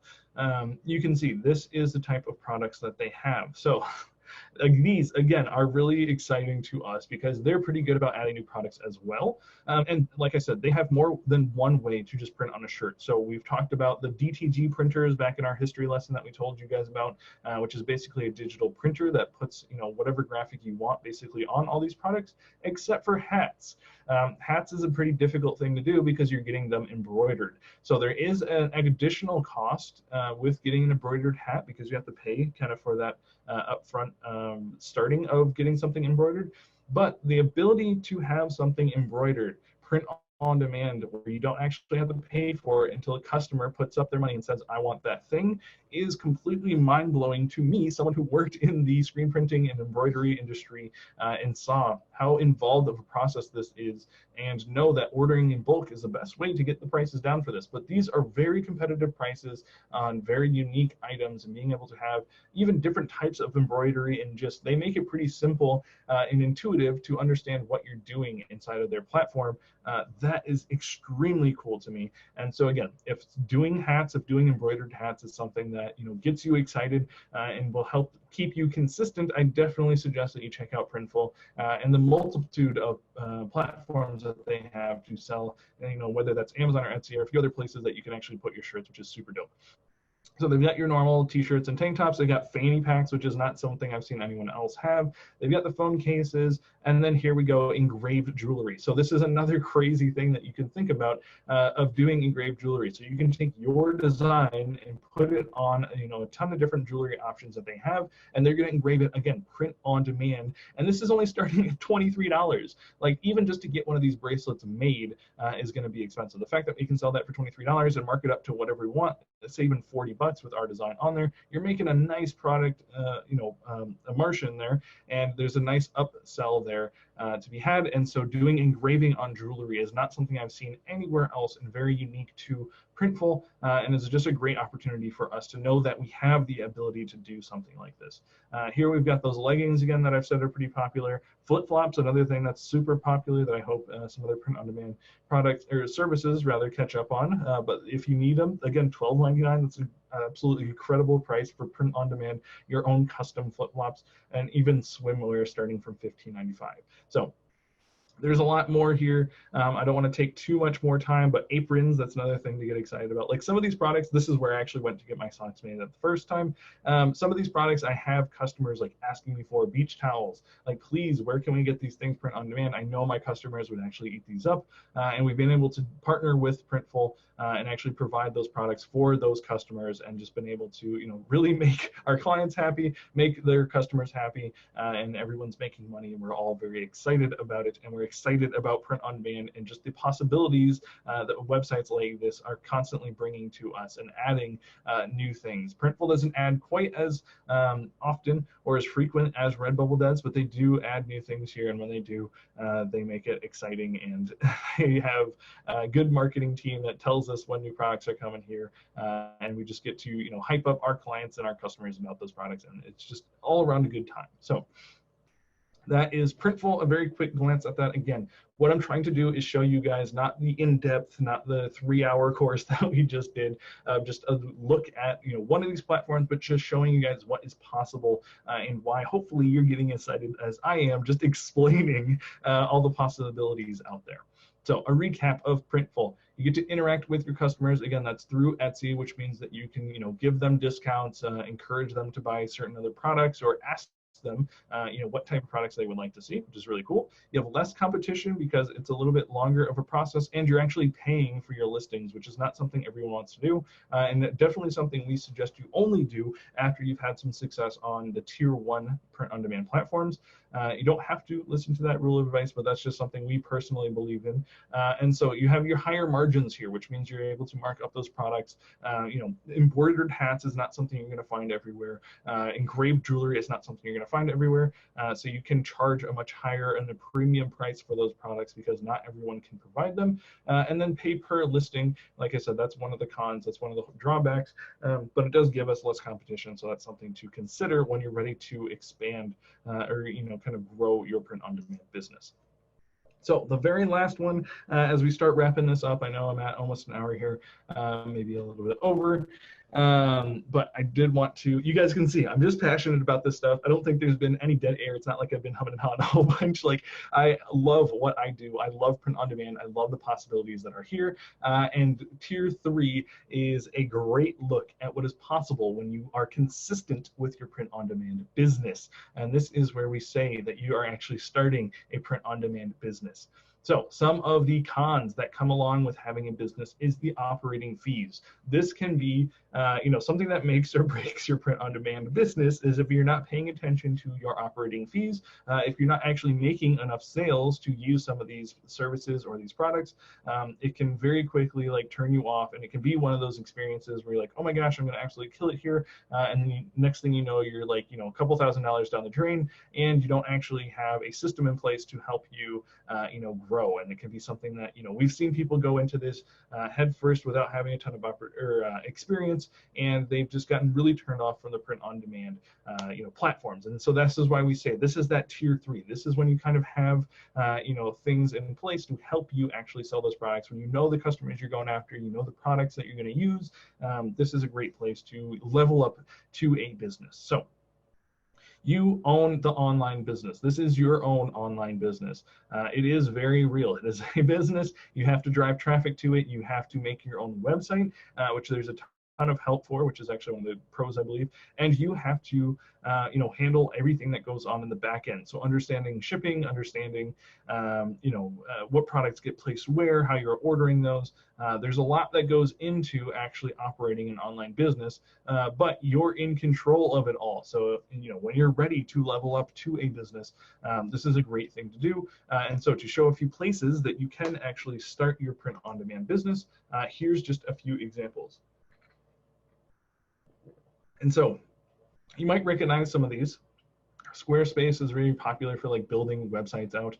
They have a lot of plugins in the back end that allow you to do, print on demand products and even growing past that. Same thing with Shopify, a ton of support here. This is, a little glimpse into the future. This is what we're going to talk about a little bit more tonight. WordPress, again, another back end for websites, but has a lot of plugins that allow you to actually sell things and have a cart and deal with customer service and all those things. And the same thing for Wix. You can build out a pretty slick UI on Wix and make a pretty cool looking website that's gonna, again, be able to have some plugins that tie into some other print on demand platforms or their own print on demand platform. I think they're working on that. I'm not sure if that's done, but these all allow you to start your print on demand business. So these all come with a price. There's lots of startup fees for these things, and again, we are more than happy to talk about these things with you guys more in depth, but we're going to zoom into Shopify and really talk about the opportunity and the way that we see Shopify and some of the things that we've been able to be a part of in Shopify that get us excited. So I'm going to warn you now, there are more pros and cons for Shopify than the previous 3 examples that we've looked at, but for good reason, because there's just a lot of opportunity here with Shopify. So I'm going to take another sip of water before we jump into this, but not try to delay too long as we go on to wrap this up here soon. So the first pro of Shopify is you get your own customers. So you're in control of these customers. You can get their email addresses. You can contact them directly. There's a lot of advantages of having your own customers. You have full control over your website layout. So if you're like me and you like to obsess over the way things look and try to do A and B split testing and all of those things, you can actually do all of that because you do have full control over your website layout. No one is dictating how you have to place products or what can be put in the titles or even the models that the shirts are put on. You get full control of all of that.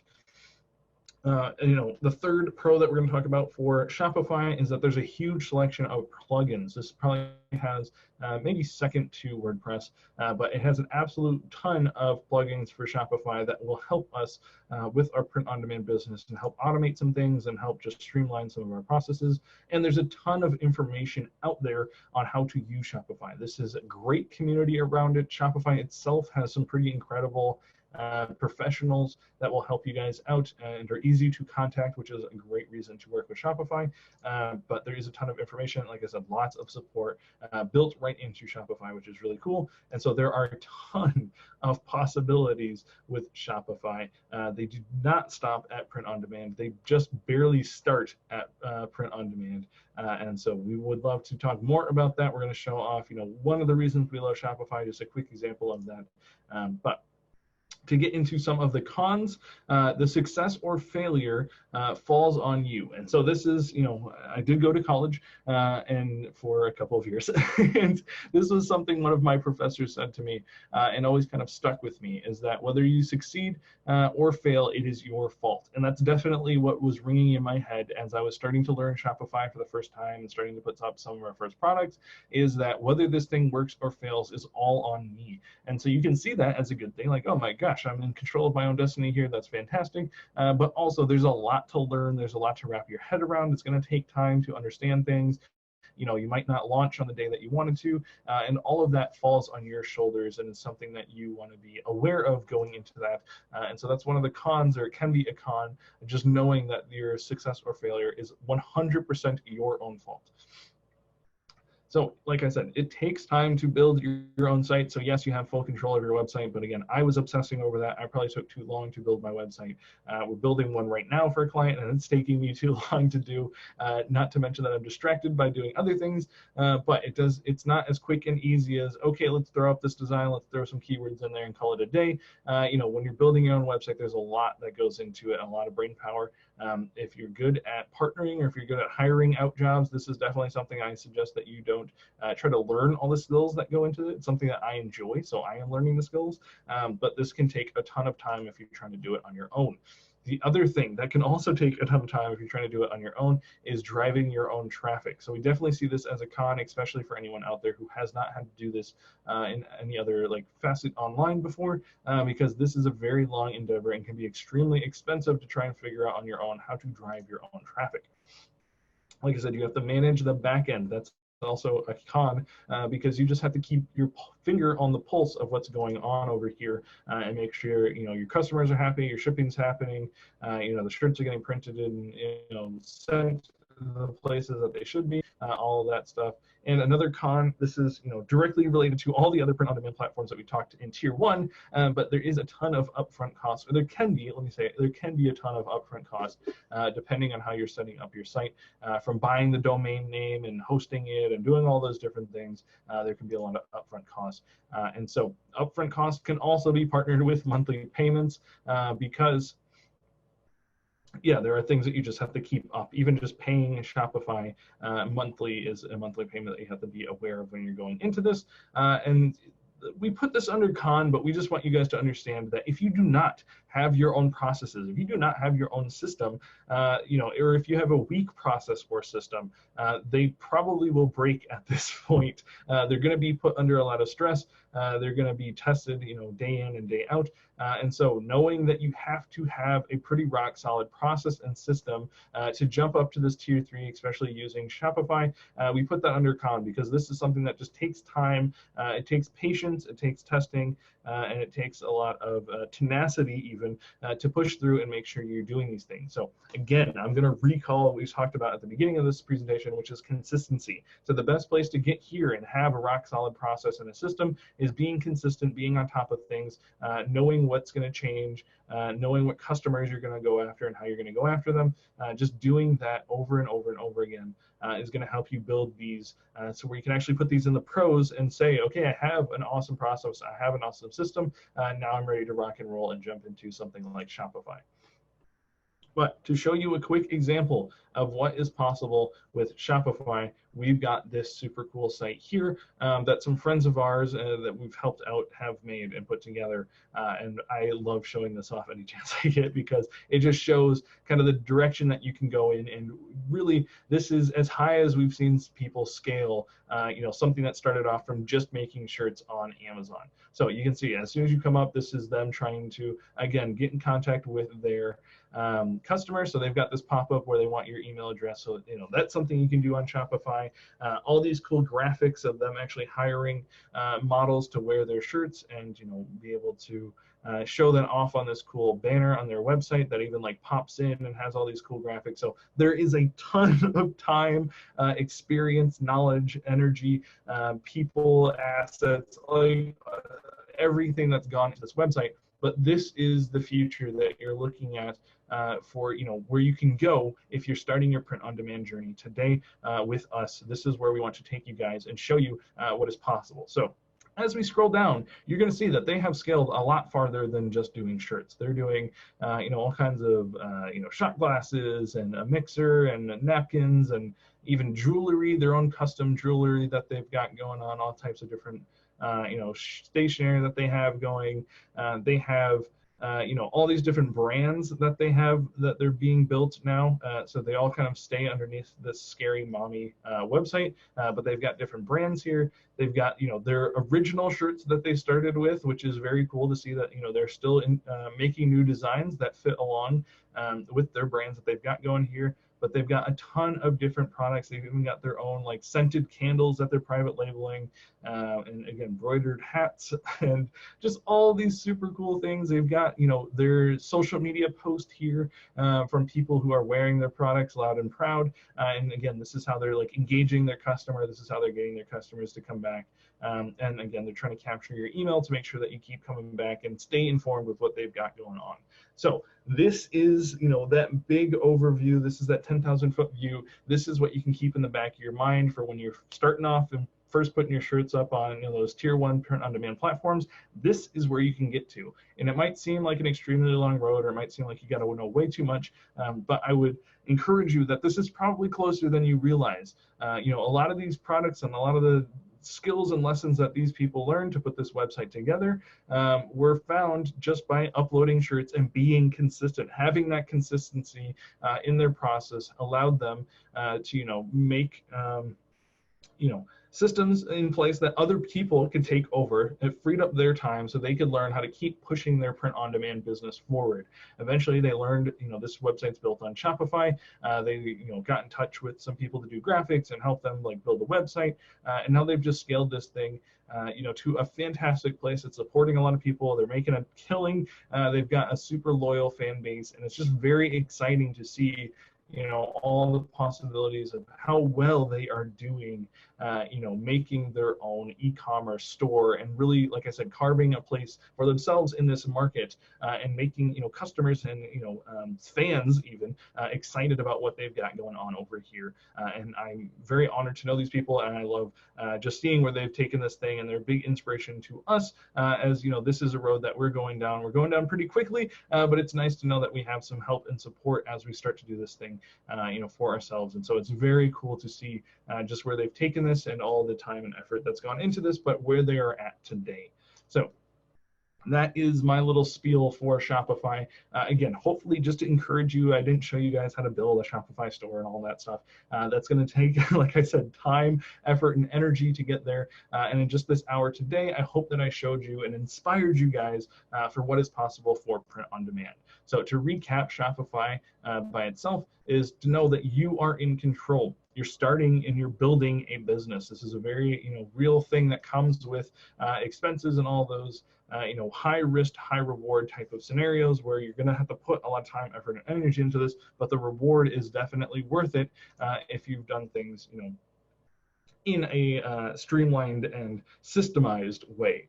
And so, no, there are an absolute ton of possibilities when you are selling on, Shopify or any of these tier 3 platforms, which are super cool. So a quick recap of all the things that we just talked about, I guess specifically for the tiers and the different print-on-demand platforms, not all that consistency stuff again, but just talking about the different print-on-demand platforms. So we've got tier 1, which is where we believe is the best place to start. And we talked about Kindle Direct Publishing and Redbubble. I would highly suggest you guys, if you have not gotten your Merch by Amazon account, kind of think about which one of these fit your personality or fit your customers best, and start today, start right now, go sign up for those accounts, get in, get your tax information in there, start messing around with them, start making some listings, because again, we showed you where you can kind of go with this thing, and it all starts today with you guys putting the effort and energy into that and finding some consistency. So tier 2 is expanding, and this is Printful. We think this is one of the best places to start expanding your business. I personally suggest Printful, as they've just got a huge catalog of products. They've got a lot of types of ways to print and to engrave and do lots of cool things that I don't see any other print-on-demand platforms doing currently. That's not to say, again, that they're not coming. We are kind of on the cutting edge of this thing, so all of those things will kind of trickle down to everyone else eventually, but Printful has those products and those abilities to engrave and do all that cool stuff now, so that's definitely a good reason to start expanding your business once you're ready for it. I wouldn't suggest you jump there and start there today, because of the cost that comes along with that, but it is something to look forward to. And if you're looking forward to things, definitely Shopify with tier 3, and knowing that this is where you're going to actually start a business that's bigger than just print on demand. It's bigger than just using someone else's platform, or it's bigger than using someone else's customers. This is where you get to dictate what goes on, and regardless of what Amazon or Etsy or of any of these other big marketplaces are doing, it's not going to affect you and your store, because this is going to be something that you've built. It's going to be your own business that is standalone, which is very exciting. So an action plan. After I've just told you all of this incredible information, if you're like me and Stephen, you're probably feeling a little overwhelmed and just looking at all of the possibilities out there. And so my challenge for you guys, anyone who's watching this, is for the next month to stay focused on one of these opportunities. Please do not try to go out and do every single one of them. Please don't go and look up every single one of those platforms in tier 1 and try to decide which ones you're going to go crazy on. Just focus on one of them. I highly suggest Merch by Amazon. If you can't get an account there, if it's taken longer than you'd like, check out Redbubble. If books excite you, check out KDP. But focus on one of those things. If you're ready to expand, if you're ready to start your business, you guys saw what we suggested for that. But please just focus on one of these things. Don't try to go crazy, especially in Q4. You can get burnt out very fast. Regardless of when you're starting to do this, just focusing on one thing is going to help you, not feel so overwhelmed and actually make some progress rather than just kind of spinning your wheels and feeling lost. And so to follow, focus up. Again, I'm going to say it for the last time here, but be consistent. Find a way to be consistent, whether you're, a super planned out person, you have to just put it on your calendar and that's what's going to help you, or, if you need someone to just be there and poking you in the back, checking on you, making sure that you're doing that. We're trying to build a community of people, that learn that way and that stay encouraged that way. And so if you need some of that, come, join our communities. We'd love to have you. We'd love to be the ones, trying to keep you going. But being consistent, again, is that number one thing that's going to actually grow your print-on-demand business. And so to give you a little bit more practical advice, I know those first two are kind of abstract, and while they're great, it doesn't give you something to put your effort and energy into directly. And so that's what I want to touch on here, is building this 100 assets in a month. And so this is something I talked with Stephen about. I wanted to give you guys like a realistic goal of what you could do. And so if you remember all the way back at this presentation, at the beginning of this, we talked about what assets were, and we talked about, they're just keywords and the designs put together, and that's what we're considering an asset. So if you make 100 listings on Merch by Amazon and save each of the keywords and the designs together, we call those assets, and you'll have those 100 assets. So to break that down, to give you an idea of what that would look like, 100 assets in a month might sound a little overwhelming, but if you break it down into weeks, it's only 25 a week, which means you're only doing 5 days out of the week. So hopefully that doesn't seem too overwhelming, but that's really going to help you work on your consistency. If you can do 5 a day, then it's not going to get too out of hand. But if you wait until the last week of the month and you have to do 25 a day, that's going to be a little bit different of a story. So I think that's the best, way that we can help you guys just build this thing out. Building 100 assets in a month is a realistic goal. We've seen people do it before. We've seen that it has absolutely skyrocketed some of their knowledge and their consistency and the success that they're having because they're putting the time and the effort. They're making time to actually do this thing, and they have that goal of 100 assets in a month, and that has actually jump started their print-on-demand business. And so all of that to say that you're actually going to be building a system. So even if those first 5 assets never see, the light of day because you think that they're, absolute garbage or whatever, you don't think the keywords are great or you think the designs are bad, the effort of actually making those designs and the effort of actually finding those keywords is going to help you build your system. The first time you do it, you might hate it and you might never put those listings up anywhere, but you're going to at least learn lessons that will teach you what not to do. And so, the more you do this, the more consistent you're staying with it, you're going to start to see patterns for yourself that you can identify in finding keywords and then building graphics. That's going to allow you to do this thing and actually scale this thing up to where you can get to tier 2 and start expanding your business, because it's all about building systems. And that's the last thought that I want to leave you guys with here tonight. Is that, this is going to, everything I just talked about, what we talked about last week, it's all focused around this idea of building systems. And that's what we're going to show you next week is kind of our system. So you can wrap your head around what that word means to us and how we've used it to grow our business into the place where it is today. So that's it. That's the idea I want to leave you guys on. I've said it a few times inside of this presentation, but we want you guys to come fly with us, and you can do that on facebook.com/U of WM. That's University of Wingman or Wingman University.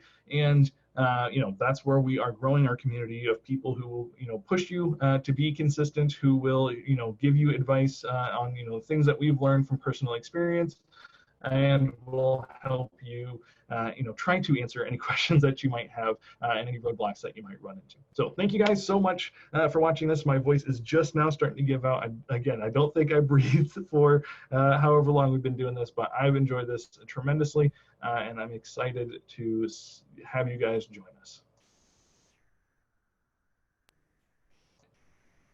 Whew. All right.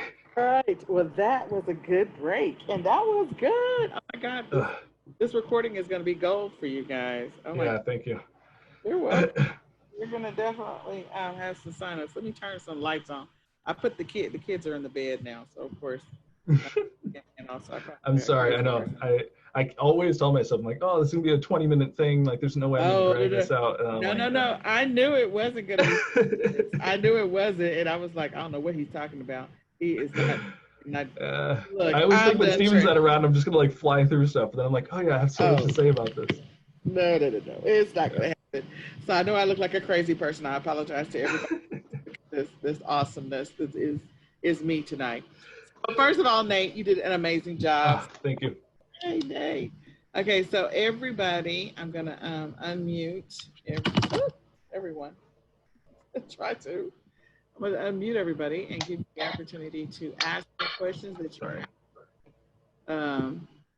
if you have questions. Now, this is what I will say. The reason I love working with these guys, because those of you that have been following me for a long time, you know that I'm all about, okay, this is how you scale. And so when he said, 100 a month, well, most people, they're overwhelmed with the fact that I got to come up with 100 assets in a month.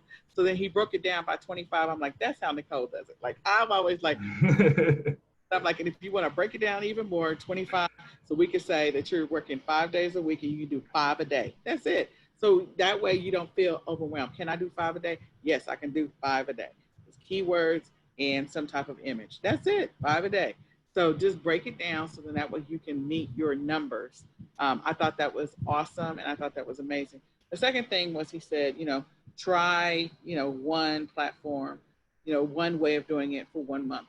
And so, again, I always recommend, like, if you're going to start a way of doing e-commerce, you stick with it for at least 90 days. But he's giving you a gradual progression within that 90 days to start with this one, then maybe in the next 30 days, add another one, keep the other one going, and add another one, and then another 30 days, add another one.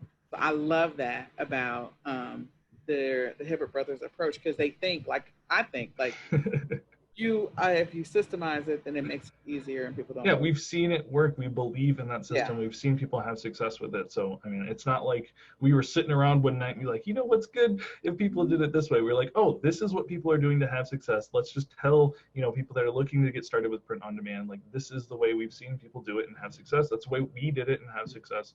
Yeah. So, we want to show you guys, from our own experience what is working. And that's been the way that it's been happened for us. Well, and the other thing is when you do it the way that he's saying, that automatically puts a process in place so that it guarantees your consistency. So you literally can have a checklist every single day for your business. Whatever you got to do, if you got to go grocery shopping, you got to go pick up the kids, you got to do whatever.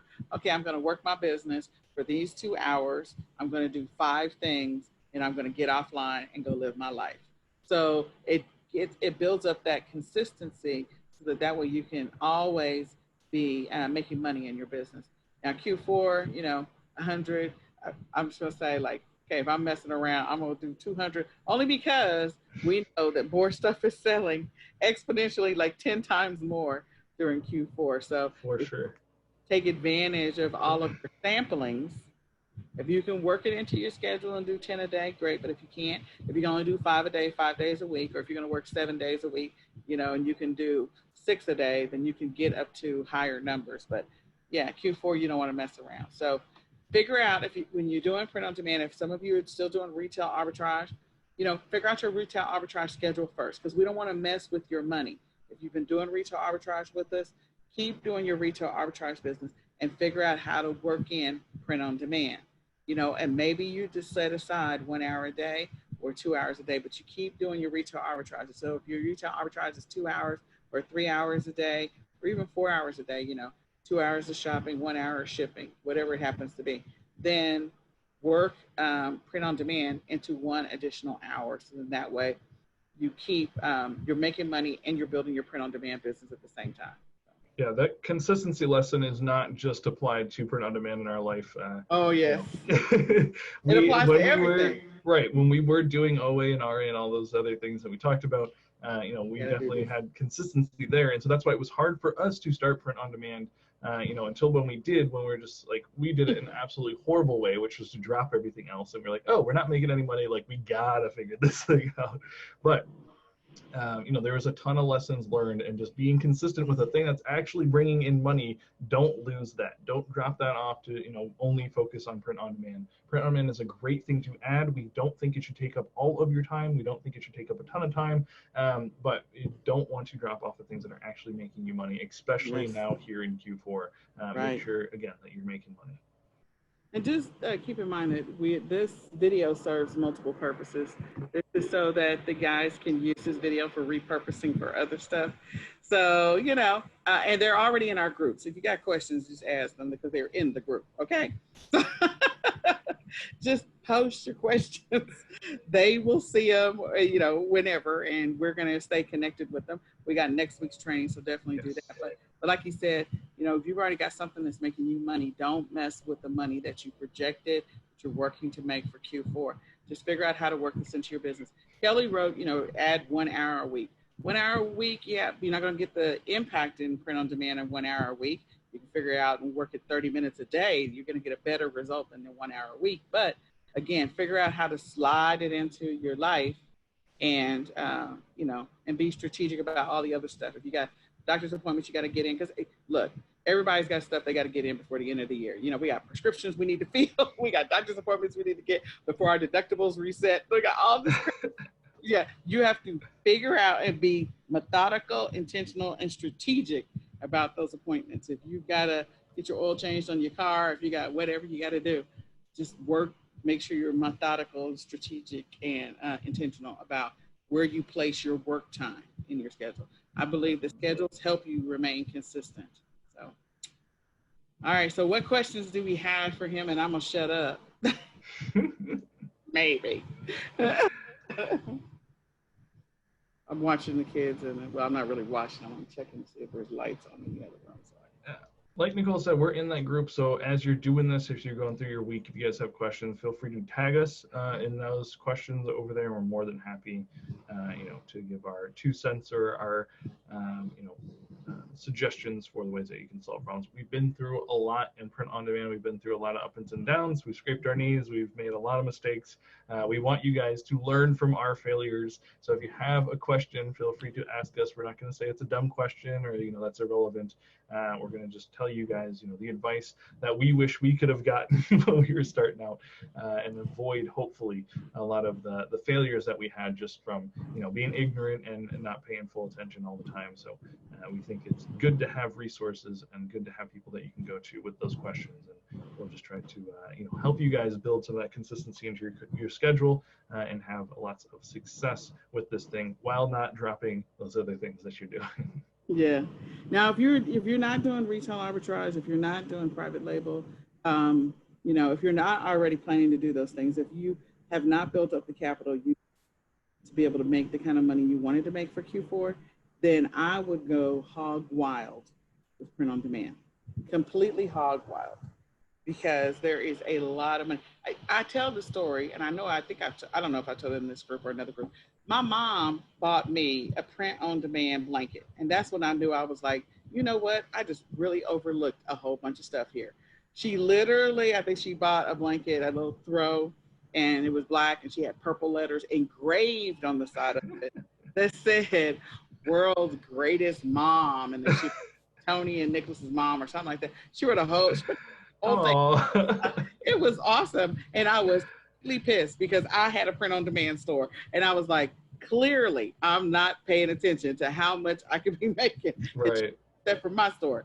But there's a great opportunity. People are buying a lot of print on demand stuff for the holidays, for Christmas gifts, for Thanksgiving get-togethers. People take family photos. They get together for Thanksgiving and they're all wearing the same colors and shirts and stuff. So there's like a theme party. People have New Year's parties. Like, just think about all of the possibilities that you could be taking advantage of if you do not have enough money to invest in inventory and you don't have the ability to get out. Because we have people on our team, like I have limited availability to get out. It's gotten better with Nicholas, but sometimes I just can't go shopping. Like, I just cannot. And so I have people who help me go shopping. But, if you can't get out, you can do online arbitrage. It still requires you to spend money, or you can do print on demand. You can spend $0 if you take on tier 1 and tier 1 for sure. Tier 2 is going to cost you, and tier 3 is going to cost you. So yeah, there's a lot of opportunities with like the organic search and the traffic that comes to Amazon. And I touched very lightly on partnerships tonight, but that's the thing that I'm probably the most passionate about right now, as that's opened up so many doors for me to do some pretty cool stuff. So if you guys have questions on how you can help like churches and nonprofits and people with record labels and all these cool partnerships that I have, I've done some pretty amazing things just with Redbubble before we could move into some of these higher tiers print on demand platforms. But there's some really cool things that you can do. So even if you don't know, if you don't want to spend the time to learn how to make your own design or do the keywords, you can at least be talking to people about this opportunity. And even through that, there are some really cool possibilities out there. And so that's another like avenue. If you have questions about that, feel free to ask me. Like I said, that's the thing I'm most passionate about right now. I can't wait till we get to start talking about some of that stuff more. But there's a lot of possibility out there. That's a great one, because that's what we do for our nonprofit. Is we do print on demand for our shirts. We have an event coming up in October. We have an event this Thursday, and so we do print on demand for all of the stuff that we do.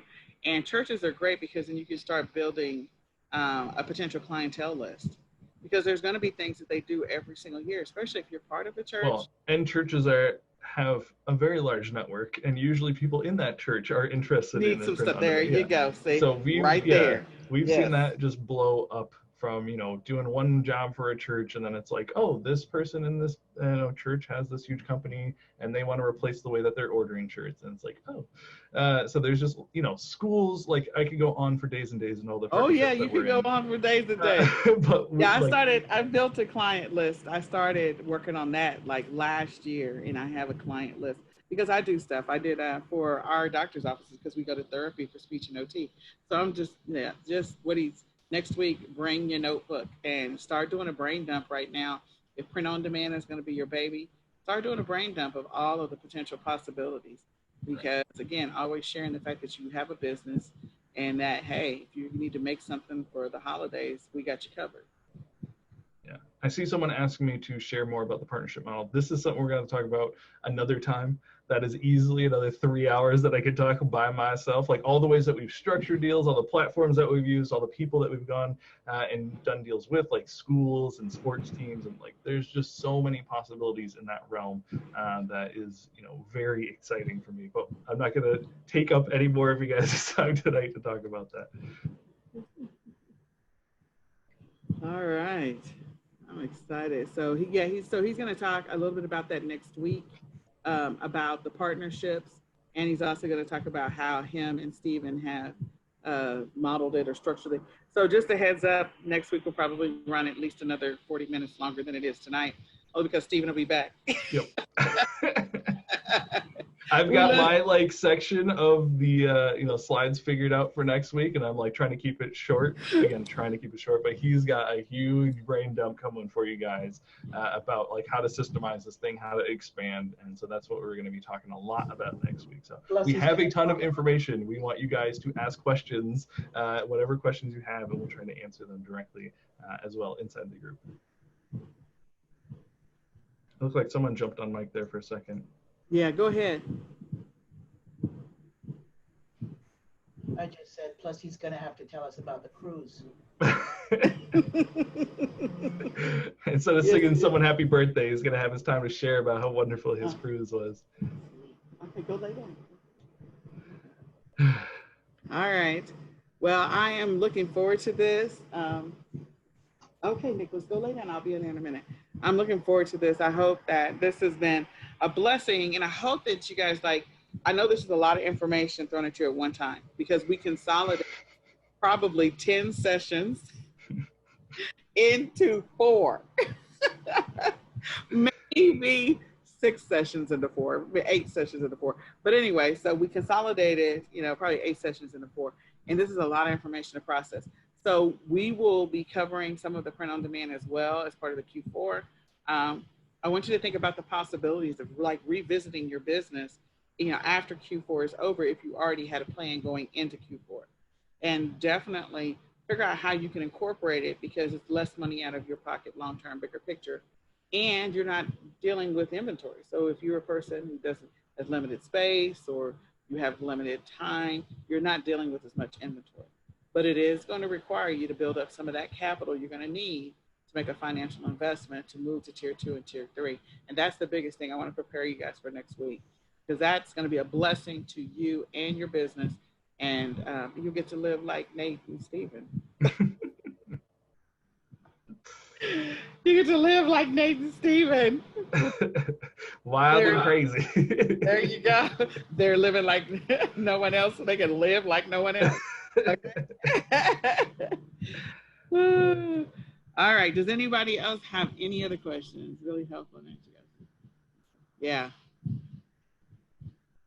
Yeah. Again, just learning a lot of lessons. Someone saying it's helpful having the wrap-ups and the over-the-shoulder recaps and all that stuff. Again, we've taught a lot. We try to ask people their advice on, you know, what we can do to improve, and that's something that we've learned. So we appreciate you guys letting us know that that's helpful. Again, just like cementing something that we were trying out, but we appreciate that, and it's, you know, just a testament to how you know, long we've been trying to teach people how to do this stuff and help you know, just a ton and a wide variety of everyone for, you know, trying to help with print on demand. So I think you guys got a system now. It's going to be amazing. It's going to be rocked out. So we're excited. I'm hoping, I don't know, I'm not going to say anything. I'll wait till Stephen gets back. I'm hoping to see you guys do what I recommended for next year, which is going to be amazing.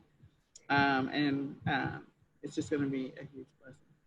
So will you in the future go into how to do KDP and Redbubble? Yeah, we have some training on that we can talk about more. But again, if you guys are starting to do that and you have questions about it, please ask us. Right. Now, I don't know, like we've made some arrangements with them for some stuff, but I don't know that the stuff that they have is going to be free. So, of course, we will probably cover some things within the academy. We may do some over the shoulder ourselves because KDP is what I plan on doing for Tony. Tony actually has a book that needs to be published.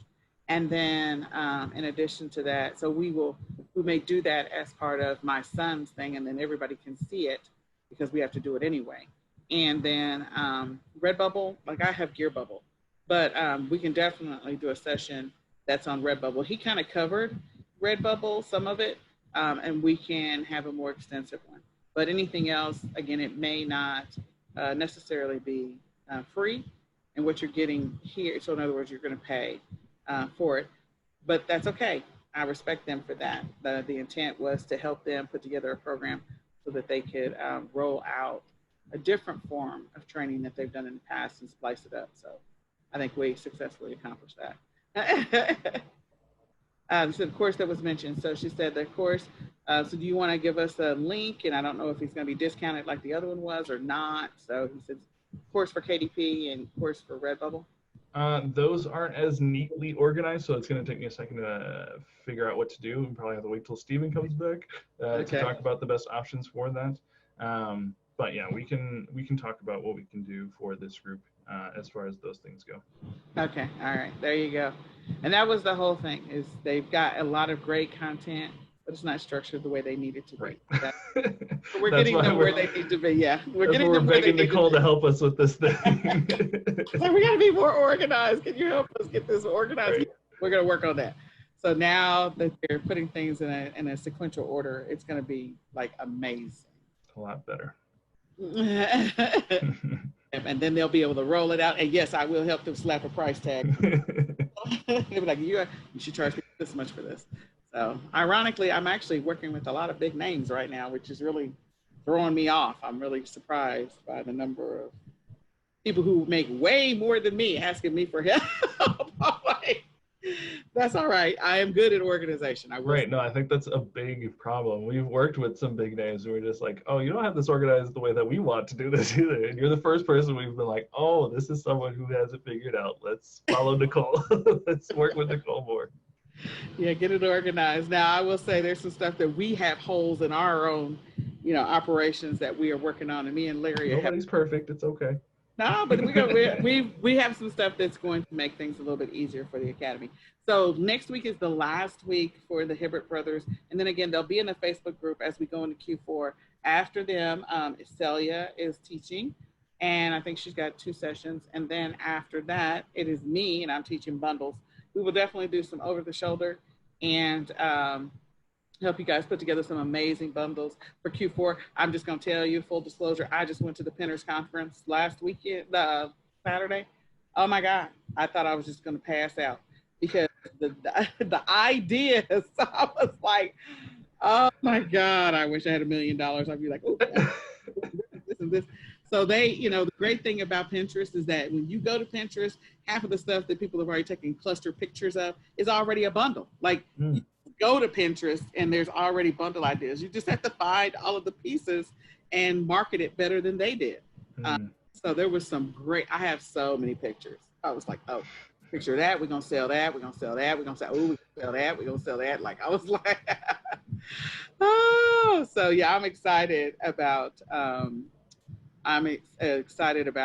next one.